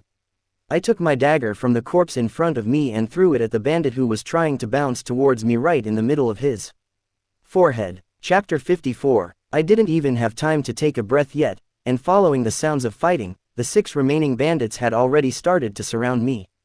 I only have enough mana to cast 5 level -1 spells, and I must not waste any of it. Earth Ball and Ice Ball spells are the ones that can do the most damage, but their cast times are much higher than other spells.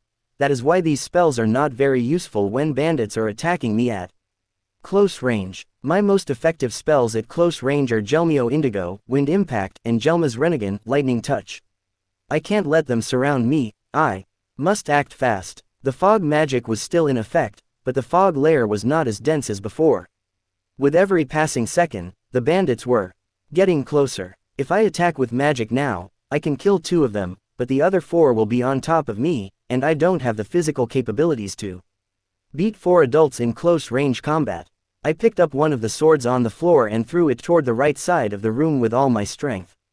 Immediately after that, as I grabbed my dagger from the bandit's head, I started to move to the left as silently as I could, as the sound of the sword hitting the wall and falling to the ground came from the right side. The attention of all the bandits was turned in that direction and they started to go there.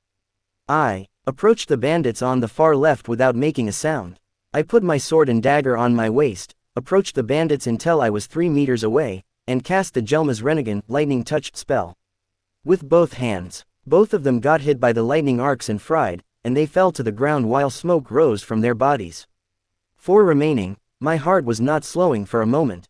One mistake, and I would relive that incredible pain. Hearing the sounds of their 2 friends made as they died, the bandits started to come this way, but the closest was 8 meters away, and they weren't surrounding me because they were hurrying this way. When I saw 2 of them running in a single file, I thought of my first kill, and I wanted to try hitting 2 birds with 1 stone again. I started casting the Earth Ball spell and fired it. Right at that moment, both of them changed course, and they were all starting to surround me, and because of that, I missed. Damn it, 1 spell went to waste. What's done is done. I don't have time to waste on regret. I shouldn't stay in one place, or they might corner me, so I started running fast. We have similar speeds. The fastest ones had 7.2 speed, and my speed with the buff was 7. I was trying to get behind them while running the wall edge of the room, but they noticed this and changed their Direction. The faster two are closer to me, the other two 5 or 6 seconds behind them. The closest one raised his sword to attack, but I used Gelmio Indigo, Wind Impact, and caused him to fly backward. I could hear his chest bones crushing. The one behind him had to change his direction to avoid crashing into his friend. Using that opening, I closed the distance, cut off his arm holding the sword, and cut his neck with an upward slash. I only had enough mana left for one more spell, and I had to kill the one with the spear with it. If he dies, it would be easier for me to kill the other one without mana with the help of my bark armor. Spear's stab attacks are generally faster than swords, and deflecting them with bark armor is much more dangerous and difficult. On top of that, it has so much more reach than my sword. I have only one chance, and I must not miss. While cutting the other bandit's neck, the other two bandits closed to gap with me. Without hesitation, I cast the Gelma's Renegan lightning touch spell and aimed at the spearman. There should be no way for him to evade a lightning spell at this distance. As the magic activated, the spear bandit grabbed the other bandit by the neck and pushed him toward me. That is why the spell hit the other one. Damn it, this asshole used his friend as a meat shield. Without waiting, he stepped in and lunged at me. Now wasn't the time to be surprised. And at the last moment, I stepped sideways, but I wasn't fast enough. His spear cut me from the middle of my chest to my right shoulder, but it wasn't a deep cut. My chest felt like it was on fire, but the bleeding was very light. After the bandit's stabbing attack, he turned his move into a swing and aimed at my head instead of pulling back his spear. I met the spearhead with my right arm, and there was a metallic sound as the spear made contact with my bark armor. This blow was more powerful than I thought. I planned to block this blow, then step in and stab him, but this blow shook me a lot, so I stumbled to the left side. My STR is 7, but his STR was 8, I never thought he was this strong. He swirled his spear and tried to hit me on the chin with the staff side of the spear. I managed to put my arm between my chin and the shaft, but the blow nonetheless made contact with my head. I lost my balance entirely and fell. While falling, it felt like time slowed down. Am I going to die again? I don't want to feel that pain again. How is it possible they are inside my training dimension? Right then, it dawned on me that I was inside my training dimension. Nobody other than me and my familiars can enter this space. None of them is real, none of this is real. I was on the ground, and the bandit was preparing for the last strike. I can see the spear coming at my head with great detail. I was entirely focused on the spear. Then I shouted, "Stop." Chapter 55, 284 AC. My heart felt like it was going to jump out of my chest. I could almost hear my heartbeats. The bandit's spear was a few centimeters from my face, and he lay motionless as if frozen. I almost died again, so I took deep breaths to calm down. It was just as I thought. When I calmed down and started to think, everything started to make sense. It was normal for me to realize this so late that someone who ate a spear in the stomach and died in excruciating pain couldn't be expected to think rationally. The terror I was in was over, and now I could think. While describing the skill, by saying, enemy, the Rob should have meant them. I had never killed anything I considered an enemy before, which is why the room was empty. But now those bandits have become training dummies. So every time I kill someone I see as an enemy, will a copy of them come here? I stood up, went to one of the bodies, and began examining them. Are these one-time things, or can they be resurrected? I thought I was immortal when the Rob said you couldn't be killed in the training space. How was I supposed to know I would die and be resurrected? I raised my head and started shouting. Are you enjoying watching this, you sadistic psycho? Are you sure you're an order god? I think you're closer to a chaos god. You could have at least lessened the pain receptors a little bit. I can still feel the spears skewering me. I raised my head again and called out. If you could at least slip an instruction manual into it, do we have to discover and work on everything from scratch? At that moment, something came to my mind. I put my hand on the wall of the room, as I did with the weirwood tree in Godswood, and I started to spread my mana towards the wall of the room. After a few minutes, my mana was spread throughout the room, and all the information about the room began to flow into my mind. Authenticate infinite training. Infinite training. A room prepared to gain combat experience. No one can enter except the owner and his familiars. A copy of the enemies. The Druid kills spawns in the room, but for now, a maximum of 20 enemies can be activated at a time. Enemies have the same magic and combat abilities as when they were alive. The druid and his familiars will be reanimated upon death. The room size will grow according to the number of saved enemies. Since this room is for training, the druid can control enemy behavior, and room settings can be changed with verbal commands. Other information is locked. Room setting. Spawn upon entry, aggressive, mass attack, emotions and thinking ability locked. Despawn. The spear bandit and all the corpses disappeared from the room in an instant, the sword in my hand and all the blood on the floor disappeared. As well, spawn all enemies. After I said that, 11 men appeared on the other side of the room and started running towards me. One of them took the bow from his back, and was about to shoot an arrow at me. Stop. They were all frozen like statues. One of them had both feet in the air as he ran with long strides, and even the arrow he shot was suspended in the air. It was fascinating. Despawn. Again, all of them disappeared at once. Change room setting. Spawn on command, attack on command. I put my hand back on the wall and checked if the settings had changed, and all had changed as I wanted. Spawn one enemy. While saying this, I was thinking about which one I wanted, and the room spawned the one with the spear as I wanted. The dummy just stood there without moving. Attack. When I said that, he started running towards me. Stop. When I said, go back to where you started, he teleported to where he first spawned. Attack using only half your strength and speed. He started attacking me again, but now he was very slow, and his speed was really 3.5. I countered the spear attack with my bark armor and realized that he had a strength of 4. Despawn. I started to feel very tired when I began to relax thoroughly, so I left the room and collapsed on my bed.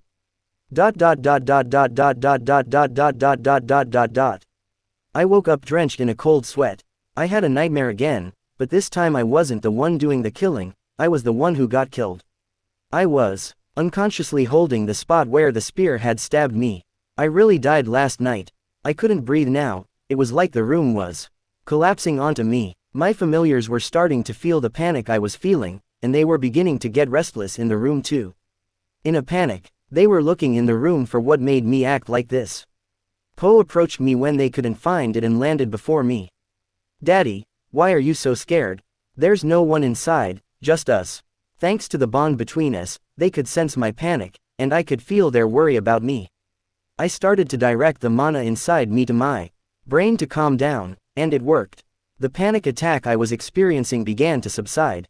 Don't worry, I'm fine now. I had a terrible nightmare, that's why this happened. Now it is over. Even though I said that from the connection, I still felt they were worried about me. After meditating for half an hour, I got up and said, let go and break our fast. What do you want to eat, guys? The shout of Poe and Erebus suddenly resounded in my mind. Eggs, Masta, moose. When I got out of the building, I went into the shed right next to it and took one of the mice in the iron cage that I hid behind the straw bales on the floor and held it towards a moo, who was coiling around my neck. The mouse was struggling, but a moo stuck like lightning and bit the mouse. And he wrapped around it. After a few seconds, the mice stopped moving, so a moo gulped it down immediately. Chapter 56, 284 AC. After breaking my fast and feeding my familiars, I made my way to the courtyard to meet Rob and John. One of the things I noticed when I woke up this morning was that my mana level had increased. My maximum mana was now 100. I could sense that I was getting close to a breakthrough. I think I could become a level 3 druid in a few months. The fights to the death in the forest and the one in the training space were starting to take effect. Thanks to 5x, these two fights were as effective as if I had fought to the death 10 times. I was just passing by the stables when I heard a bang behind me. As soon as I heard that sound, I turned around and jumped back, casting the Kursumbi Oakshield spell and bracing myself with my arms to protect my chest. My heart started beating like crazy, and I was ready to cast attack spells in the direction of the sound. But at that moment, I realized that a horse kicking on the barn door made the noise. When I realized this, my heart started to slow down, and everyone around me was looking at me like I was crazy. Thank God the bark armor on. My arm was not visible because it was under my shirt, but many people had heard me shout, Kursumbi Oakshield, and so they were looking at me like I was crazy. It seems that what I've been through has affected me a little more deeply than I thought. The fact that I was so skittish and ready to attack made me wonder if what they call PTSD was something like this. My right hand is injured anyway, I guess I better not go out of Winterfell for a while. At least I should rest a bit until my hand is fully healed. When I got to the courtyard, I saw Rob and John waiting for me. When Rob saw me, he raised his hands and shouted, "Ermir, at last, you are here. Where were you? We became trees while waiting for you. Don't be a drama queen. I'm here." As soon as I said that, Rob's face fell, and he said in a stern voice, "I think you're forgetting whom you're talking to, you commoner. You are in the presence of the next Lord of Winterfell." For a few seconds, there was a deadly silence. We were both looking at each other without blinking our eyes, and suddenly we both burst into waves of laughter. Rob, while laughing, said, "I got you for a second there, right?" "Nah, I knew you were joking." "You did not, and I saw the shock on your face for a second." "Whatever man, let's get on with it. What did you concoct for today? What kind of mischievous deed are we going to do?" After thinking a bit, Rob said, "I didn't think about it yet, what do you guys want to do?" John said hesitantly, "We can explore the crypt." I said, "It could be fun. I have a better idea. Let's call Sansa, Arya and Bran too," said Rob with a mischievous grin. "Why, what are you planning? You usually don't want Sansa anywhere near you when you are being naughty." "Because it won't be that big of a mischief, and it's going to be worth it even if Sansa reports me to Mom. This is what we are going to do." After a while, we went down the stairs to the crypt with all the Stark children except John, and Rob was telling the others a horror story about the crypt. When we reached the end of the stairs, we were greeted by dark corridors with no light but the dim glow of some torches. The Stark kids really love playing here, and I love exploring this place, too. This crypt is a vast place and must be more extensive than Winterfell. The corridors connecting most of it are buried under tons of dirt, and comparing all of it to the parts we can currently get into is like a drop in the bucket. As we were walking through the dimly lit corridors, something white suddenly passed at the end of the corridor in front of us, and Sansa screamed when she saw it. Hearing Sansa, Bran started to scream too, but Arya was curious as she couldn't see the white thing. "What happened? What happened? Tell me what you saw." Sansa stopped screaming after a few seconds and replied to Arya, pointing ahead. "I think I saw a ghost, something all white passed at the end of the hall."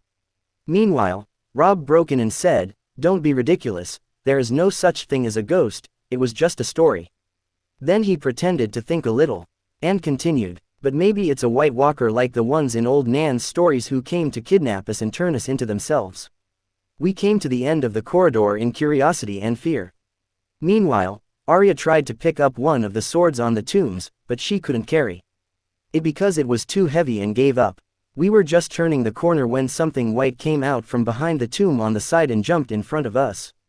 Rawr, blood, kya, ah, Sansa and Bran screamed and tried to flee, but after a moment of fright, Arya realized it was Jon and stopped running.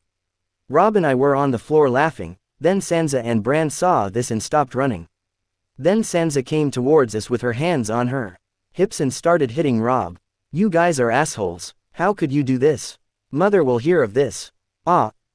Sansa, stop it, you have to admit it, it was funny." Sansa angrily said, "It was not funny. Of course, it was not funny for you, but it was hilarious for us." After Sansa's anger wore off, we started walking around the crypt and playing games. It would be normal to think that children would be afraid to enter here, but the atmosphere of this place looks pretty different to me than other cemeteries. We like playing in here. Yes, it's cold and dim, and somewhat damp inside, but this cold is not a cutting cold like the outside. Even cold would be the wrong word to describe the feel of this place. What would be the right word to describe this feeling? Refreshingly cool would be the right word.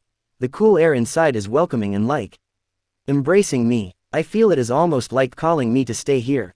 Maybe it is because of the magic inside, I can feel it too. It permeated the walls and the ground. It is ancient magic. It is so old that it has almost lost all of its shape and effect.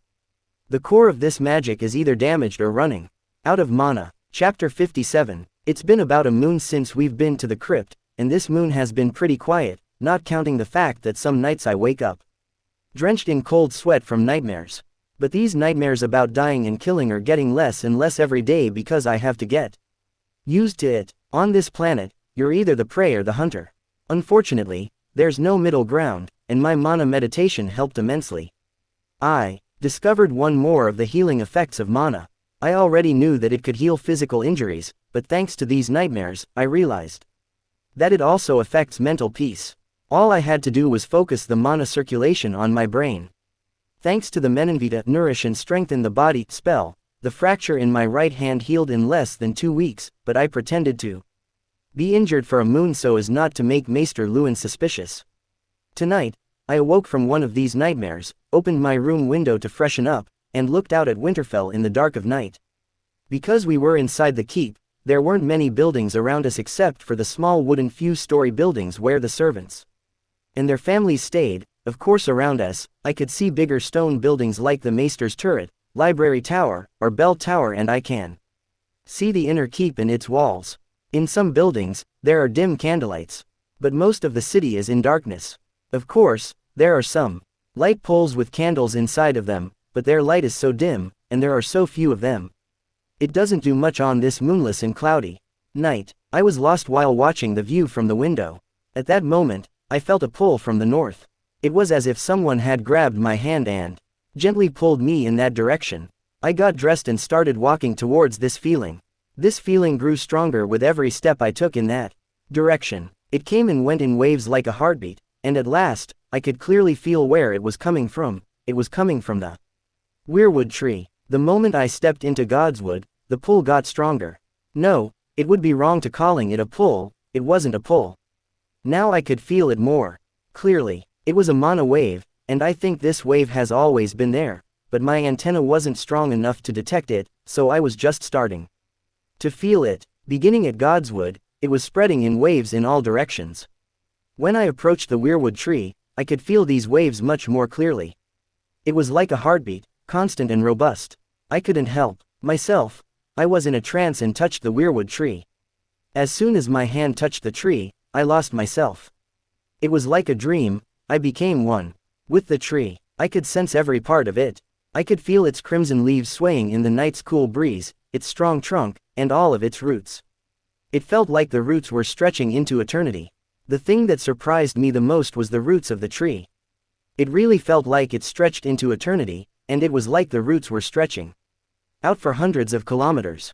I dived deeper into the tree and started to follow its roots, but at the same time, I could feel my mana running out fast. A few minutes later, I felt the presence of another tree and followed the roots of that tree.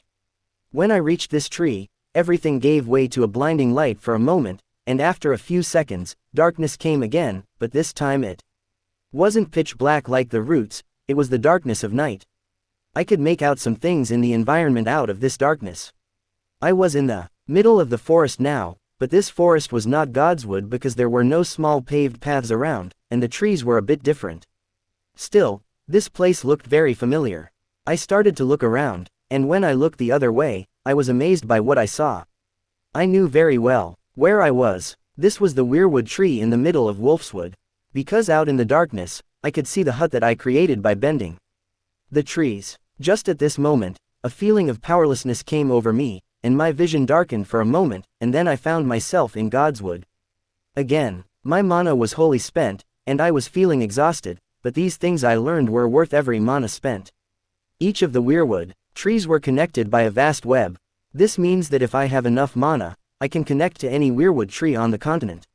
I realized a few more things with this connection, the most important of which was that the weirwood trees were all sealed. They were not currently spreading the magic they actually had. The magic circulating at this time was specks overflowing from the seal. The current shape was not the original shape of the weirwood trees either, and some of these trees had a conscious I could sense, but these consciouses were in a deep sleep. The tree in Godswood had no conscious, but the one in Wolfswood had one. But the tree in Godswood looked as if it was made of pure magic. When I sensed these consciouses while in the weirwood, I sensed something else. I felt as if someone was watching me, but I could never understand where this feeling came from. Chapter 58, 284 AC. I had spent all my mana moving in the connection between the weirwood trees, but I could still sense the mana within these trees and began to better understand how these trees were created through rituals. At the heart of the existence of these trees were earth, air, water, and fire. I could understand earth and water, but I could not understand why the element of air, especially fire, was in these trees, and of course, there was blood sacrifice, too. A lot of life was sacrificed to make one tree. At this moment, the mana in the tree started to flow into me and completely surrounded me. My mana heart was overworking with a supreme effort to refine this mana and make it a part of me. I could sense my mana rising with each passing second.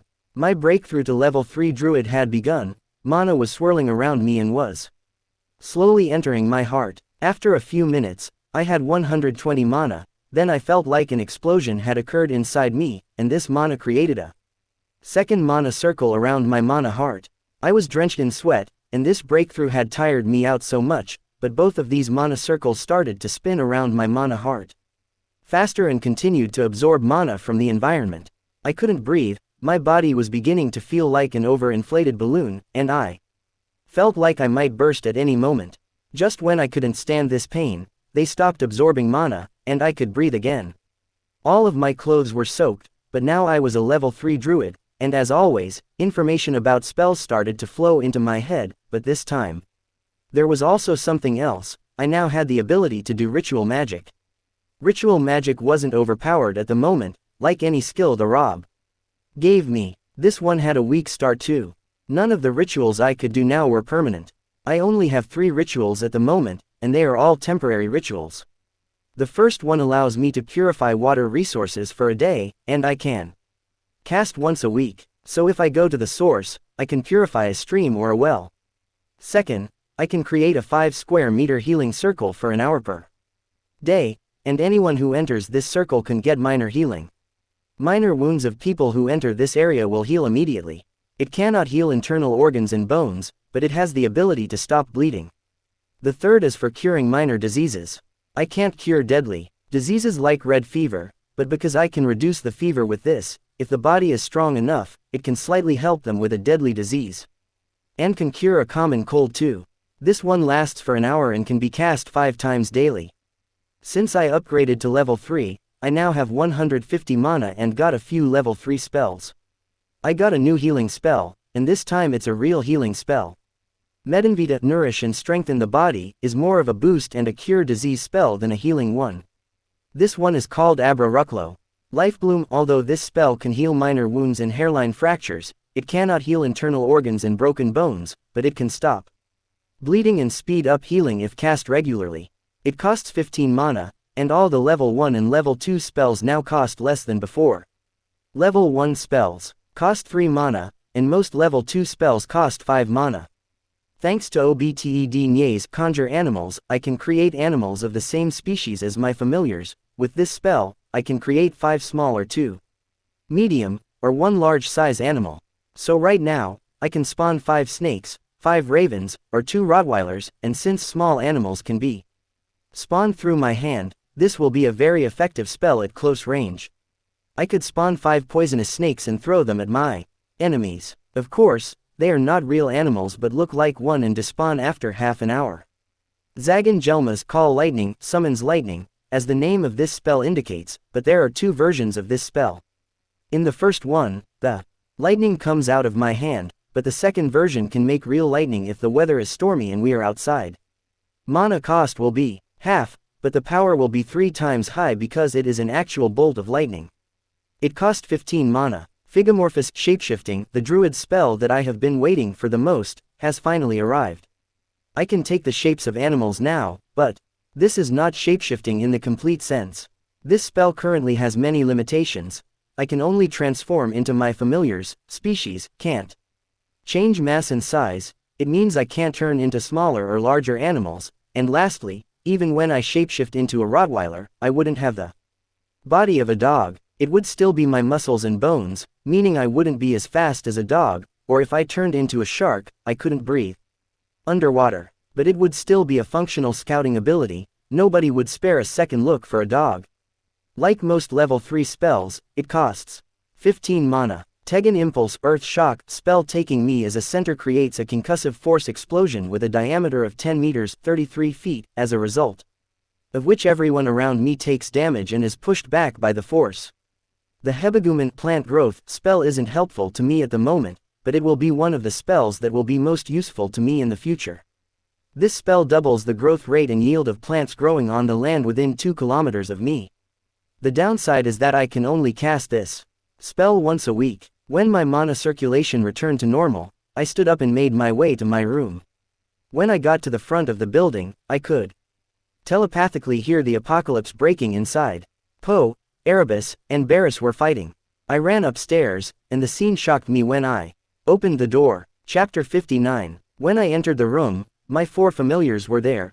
Amu was lying quietly on my bed, but the other 3 were tangled up in each other. What shocked me was the size of them all. Just yesterday, Poe was 70 centimeters, 2.5 feet, Erebus was 1 meter, 3.3 feet, and Barris was 70 centimeters from head to toe. At this time, Poe was 1 meter, Erebus 1.3 meters, 4.3 feet, and Barris 90 centimeters. I approached the bed, and when I checked Amu too, I noticed that he had grown 30 centimeters too. Meanwhile, Amu turned his head towards me and said, "Master, I'm standing here nicely, but the others are always misbehaving." I got another shock when I heard Amu speaking. Amu was able to use well-expressed sentences rather than broken ones. I took a deep breath. I must calm the others first. Guys, break it up right now. What's going on here? Somebody tell me right away.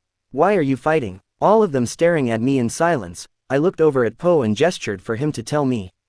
Daddy, we were all asleep, but all of a sudden, mana started to fill me up, and I woke up in pain from sleep. Within a few minutes, I started growing, while the same thing was happening to the others. Erebus fell on top of Barris from where he stood and accidentally got his talons on Barris's back. Meanwhile, Barris came to me and said, "Master, Erebus hurt my back, and it hurts a lot. Look, my back is bleeding." He turned towards Erebus and began to growl. Barris was able to talk in complete sentences too. "I didn't do it on purpose. Stop crying, you crybaby." When I looked at Barris' back, there was a really deep cut, and he was bleeding. When I looked at the talons of Erebus, one was covered in blood, and each was about 6 to 7 cm, 2.5 inches. It looked as if he had 4 small knives on each foot. To calm Barris, I started stroking his head, and he started rubbing against my leg, making crying noises. Technically he is still a baby, he isn't even 1 year old yet. Abra Rucklo, Life Bloom. The moment I cast the spell, the bleeding wound on Barris' back was slowly but visibly closing, and after a few minutes, there were no traces left of the wound. There wasn't even a scar. It was like the wound was never there. "Master, my wound is healed. Is that what Poe calls mana?" I turned to Erebus and said, "You may have hurt Barris by mistake, Erebus, but when you did that, you should have apologized. You are friends and even brothers, so you shouldn't fight like that. I'm telling this to you all, be nice to each other." After I had calmed them all down, I sat on the bed, and at that moment, it dawned on me that they were all already large animals among their kind anyway and had grown bigger. Barris was the runt of the litter. His brothers and sisters were only 50 to 60 centimeters from head to toe. As the runt, he becomes bigger than most adult Rottweilers in the kennels. After seeing them, Sir Roderick is going to nag me about being a warg. What should I do? After some thought, I decided to take all my familiars to Wolfswood. I decided to set up a small base near the weirwood tree in the center of Wolfswood. Right now, it is 2 a.m., and I have to wait until morning. The castle gates are either locked or held by guards. But I could sneak out of the castle using the Figomorphous shapeshifting spell. Even if I could get out of the castle, another problem exists. I did not get permission to stay outside. It takes me about 2 days to reach Wolfswood's weirwood tree, and it would take other people 5 or 6 days to reach there. Thanks to the Ananas Motu traceless movement, I can gallop through the forests without any problem, and the forest will give me a smooth path. The distance between Winterfell and the forest center is about 300 kilometers, 186 miles. Now I had to ask myself whether I wanted to go without permission and get punished later, or I could wait until morning and get permission to go. Sir Roderick usually lets me camp for a week before I take care of the bandits. It would be best not to hurt the relationships I've built all this time for such tiny things. I may need these goodwills later. Figomorphous shapeshifting. When I cast the spell, I felt dizzy for a moment and stumbled a bit, but it passed quickly. My body was changing shape, but I didn't feel anything. I literally didn't feel a thing. It was like my whole body was paralyzed. I couldn't move or even feel the chair under my hands. I had completely lost my sense of touch. This paralysis made me feel claustrophobic, but a few minutes later, I was a Barris-sized Rottweiler, and feeling my sense of touch come back calmed me down. I didn't feel any difference was different other than my field of vision, but when I tried to move, I felt a big difference. A dog does not move like a human, and I didn't have the muscle memory or musculature of a dog. Yes, my bones and muscles had changed shape to that of a dog, but there was no change functionally. After trying to walk around the room for a few minutes, I had no trouble walking slowly anymore, but running still looked impossible. Poe and Erebus followed us from the air, carrying Amu as Barris, and I walked towards one of the open castle gates. Poe and Erebus followed us from the air while carrying Amu as Barris, and I walked towards one of the open castle gates. Walking down the road, I thought the snow-covered roads would be very cold, like stepping on the ice barefoot. But it wasn't like that at all. Yes, I did feel a little cold, but it wasn't anything bothersome. As we approached the gate, I could hear the conversation between the gatekeepers. Naturally, both gatekeepers were looking outwards, and as we approached very quietly, they only noticed us once we passed them and went outside. One of the guards shouted in fright, "What the hell, you mutts scared the shit out of me." He lifted his spear shaft and was ready to strike us when the guard beside him stopped him. "Can't you see how big and well-fed these dogs are? They must have escaped the kennels. You want to hurt them and get in trouble." The guard thought for a moment and lowered his spear. "So what shall we do, catch them?" The older watchman sighed and said, "Are you an idiot? Do you want to wrestle with dogs in this cold? Let them go. If they're trained dogs, they will come back, but if they don't, it's not our problem." Chapter 60. After getting farther from town, we stopped in a wooded area. "Everyone, wait for me here and stay away from people. Try not to attract attention. I'll return to you after the morning. Until then, everyone will listen to Poe while I'm gone.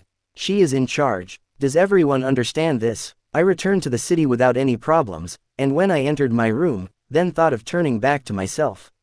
Again, I lost all sense of touch. For a while, but it came back when the transformation was complete.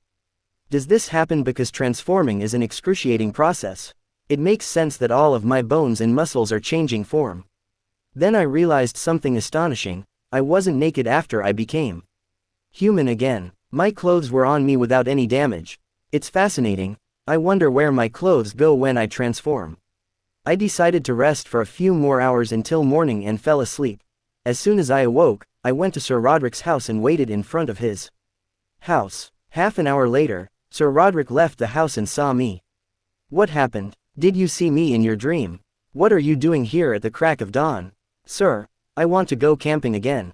"No." I took a deep breath and tried to calm myself down. I started chanting in my head. "Don't be an edgelord, don't be an edgelord. This is not a Chinese novel. There is no need to do face slapping. Be calm, and don't throw a tantrum like a child. He will treat me like a child if I act irresponsibly and immaturely. Sir, I must have proven it when I've dealt with so many bandits. I'm not like the other kids. I have only one place I can feel free and relaxed, and that is when I'm camping and hunting in the woods. If I ever thought for a second that I was in danger, I wouldn't have intervened, and no bandit group would ever sneak up on me. Why they can't ambush you?" Thanks to Poe and Erebus, I trained them to be scouts. They always circle me when I'm out, and when they see a person, they come over to my shoulder and point in which direction they are. I found the bandits from last time, thanks to them. How can you teach animals to do so many things? I don't know. I have a talent for this kind of thing. It was very challenging, and it took me 3 years to teach it, but I did. Can I please go, sir? He put one hand on his neck and the other on the hilt of his sword and began to think while scratching his neck. He sighed heavily and said, "Okay, you can go, but only for a week." After getting his permission, I left the castle immediately and met with my familiars. When I get close, they come out of the woods. It will take us about 2 days to get to the weirwood tree of Wolfswood, and it will take me 2 days to come back. 4 days of my 7 days are wasted. I need to find a way to make this trip shorter, but how? One of the biggest reasons why the journey takes so long is the horses. Even though I want to continue on the road, I have to take a break because the horse needs to rest. Westeros horses can travel approximately 55 to 65 kilometers, 34 to 40 miles daily. I don't think Earth's horses were able to run for that long. But I need them faster, or need them to run longer, or need something with better speed or stamina. When I thought about that, it was like lightning bolts struck my head. I'm an idiot. Why didn't I think about this before? I need something with better speed or stamina, so why should I search for it while I can give things better speed and stamina? I slapped my head for being this stupid. I just have to dominate the horse and then buff it with speed and stamina buffs. Speed buff wouldn't do that much because horses, on average, have 30 to 40 speeds. 2.5 from the buff is a small effect, but the stamina buff is different. This buff doesn't add, it multiplies by 4. With this, on paper, I can travel all the way to the weirwood tree in 12 hours. So, I dominate the horse, buff it with both buffs, and get on the road. Of course, I buffed my familiars too. Such distance in a day would be impossible for Poe and Barris. But our muscle head can do that much distance in a day without buffs. When we reached the Wolfswood, I had to slow down because, in the woods, my running and the horse's running were not the same. With Ananas Motu Traceless Movement spell, I can make a path in the woods, but it is a bit slow for a horse's max speed, hence the slowing down. By the time I reached the weirwood tree, it had already been 14 hours. It was a long journey, and we were tired, so I got into my hut and slept for a while. After taking a nap, I got to work and started to surround my hut with trees in a large area using Formohiba, mold plants spell, so that when I returned to town, Barris would be safe. I just need him to stay here for a few moons. After that, it will not be that weird for him to be this size. It took me 4 days to shape the trees and build my wall, but I finally finished it. There was still 1 day before I had to return, and I wanted to use this day to gain combat experience. It's time to face my fear. I closed my eyes and entered the training space with my familiars. Chapter 61. We were all in the middle of this big white room. I started checking every direction, and when I saw that no one was trying to attack me, I began to calm down. I remembered that I changed the room's settings now that the enemy would not appear unless I spawned them. Now everyone, listen to me. In this room, there are going to be enemies that are going to attack us. I want you guys to attack them and try to kill them. But Daddy, you always said we shouldn't hurt humans if they are not trying to hurt us.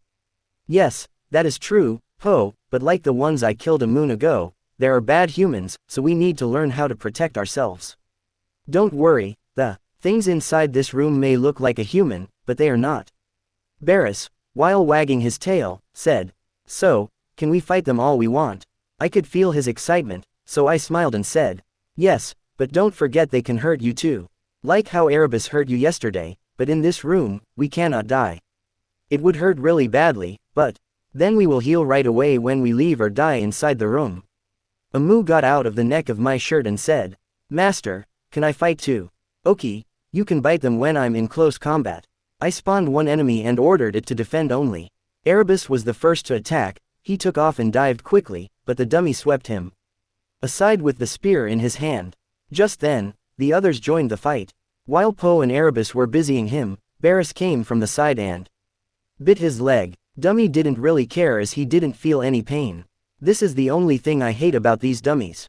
They don't feel pain and are like zombies. The last time I couldn't open the pain option, it was locked, but I just leveled up, maybe I could change it now. So, I crouched and touched the ground. Willed to change the pain option, and it changed. After I leveled up, it must have unlocked, as I thought. As soon as I changed the setting, the dummy screamed in pain and stumbled. His whole attention was focused on Barris, and he struck Barris in the face with the butt of the shaft to save his leg.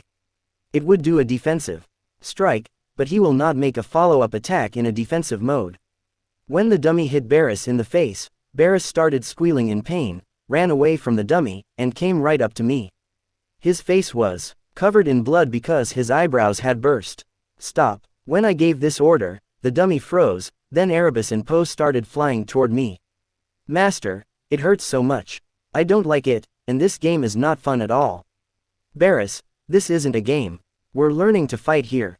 I just told you that if they hit you, you'll get hurt and even mortally wounded. Barris is still counts as a pup since he's only 7 moons old, and he doesn't like doing anything he considers not fun. I don't want to push them that hard. From day one, as this is just the first training. What do you two want to do? Go no go. Which is it? I want to fight. He must still be angry because he could hit the dummy once and only got hit. Ravens are vengeful animals, indeed. Does it not hurt? It does, but I'm not a crybaby like Barris. I thought if he had a human face, he might be smirking at Barris right now. Barris started growling and said, I'm not a crybaby, I just don't want to do it.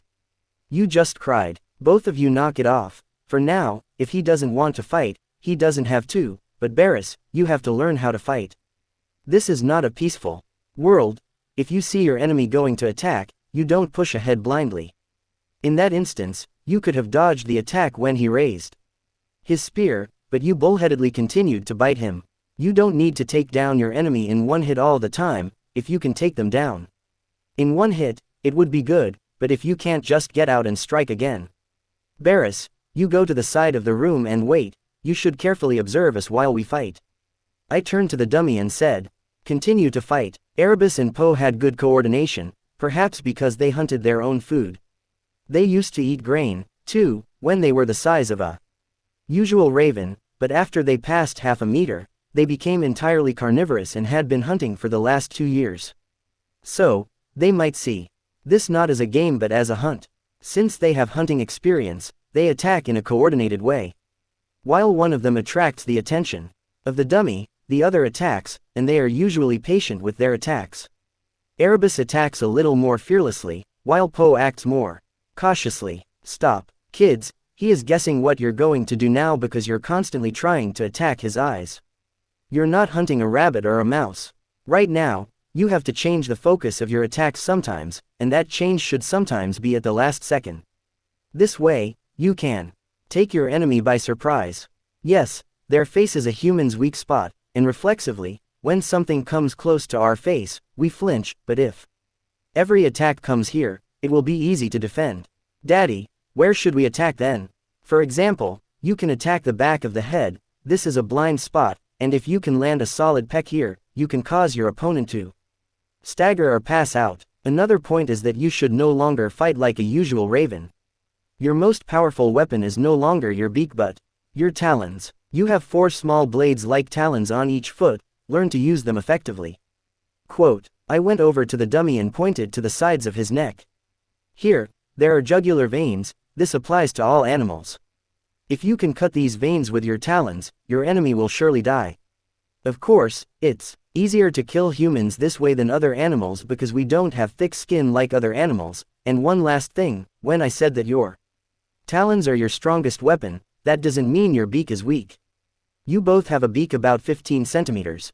It is as deadly as a giant arrow but not as versatile as your talons.